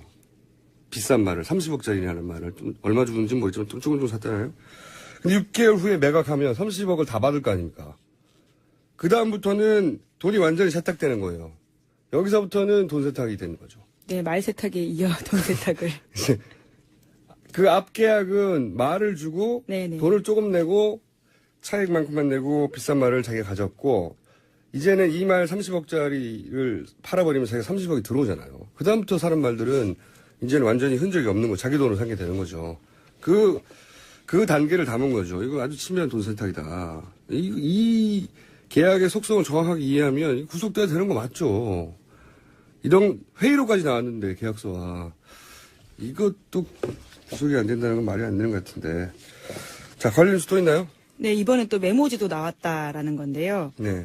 검찰이 지난해 초 삼성전자 압수수색하면서요. 박상진 사장이 쓴 메모를 압수수색했습니다. 거기에는 지난해 9월 달에 최순실 씨 독일에서 만나면서 쓴 메모인데 이렇게 쓰여 있다고 합니다. 내년 대선 전 또는 정권 교체 시 검찰 수사 가능성. 검찰 수사 개시되면 우리는 자료 제출해야 함. 삼성 폭발적. 프로그램 일단 중지, 정보 소스 단속. 이렇게 써놨고요. 또 다른 메모에는 이렇게도 쓰여 있는데요. 말에 대한 욕심 그대로. 최순실 씨를 일컫는 말로 보입니다. 제가 말했잖아요. 이건 말 욕심 때문에 이런 계약이 나온 거라고. 말 욕심 그대로. 저는 칭찬받아야 됩니다. 말 세탁이 아니고 말 욕심 때문이라니까요. 예, 지난해 9월에 그렇게 난리가 났을 때도 불구하고 정말 참. 그때도 자기 명의로 말을 가지고 싶었던 거예요. 그전까지는 삼성전자 명의로 돼 있던 걸. 그래서 그런 복잡한 계약을 한 것이고, 그 다음, 동시에 그러면서, 돈 세탁이 이루어지는 거죠. 그 다음, 구매할 때부터는. 최 씨의 말에 대한 욕심은 그대로다. 야, 이런 게 나왔는데도 구속을 안 한다는 게 말이 되나, 이게. 자, 다음 뉴스는요? 네, 어제 뉴스공장에 출연한 최동욱 전 검찰총장에 관한 뉴스인데요. 최 전 총장에 대해서 대한변호사협회가 변호사 개업 신고서를 받아주지 않겠다라고 밝혔습니다. 이 뉴스는 제가 할 말이 있습니다. 이거 특주시. 제가 굉장히 화가 나는 뉴스인데 왜 화가 나는지 잠깐 설명을 드리면 어제 이제 최동욱 총장 인터뷰하고 하루 종일 검색어가 있었어요. 네, 굉장히 화제가 됐죠. 네. 네. 그 특검이 왜 연장돼야 되는지 삼성 이재용 부회장이 왜 구속돼야 되는지 제가 들어본 것 중에 가장 설득력 있는 네네. 인터뷰였고 재밌게 들었습니다. 네. 그 굉장히 인상적이었다는 사람도 굉장히 많이 만났어요. 저도. 뉴스공장 인터뷰 역대 베스트3 안에 든다. 나머지 베스트2는 아직 정하지 못했어요. 이거부터 일단 정해놓고요. 네네. 정말이 그 정도인데 인터뷰가 끝난 직후에 계속 검색어가 뭐 1위도 올라갔다 했었거든요. 직후에 갑자기 최동욱 총장 변호사 못한다 이런 기사가 쏟아졌어요. 검색을 해보면 최동욱 이름 치면 이 인터뷰가 나오는 게 아니라 그보다 훨씬 더 많은 기사가 최동욱 전 총장 변호사 못해. 제목으로 뽑아온. 네네. 이게 나왔거든요. 하필이면 인터뷰한 당일날 아침에 같은 시간대에. 그리고 결국은 포탈은 이 인터뷰 모텔을 메인 기사로 걸었어요. 저희 인터뷰가 아니라. 이게 우연인가? 저는 아니라고 보는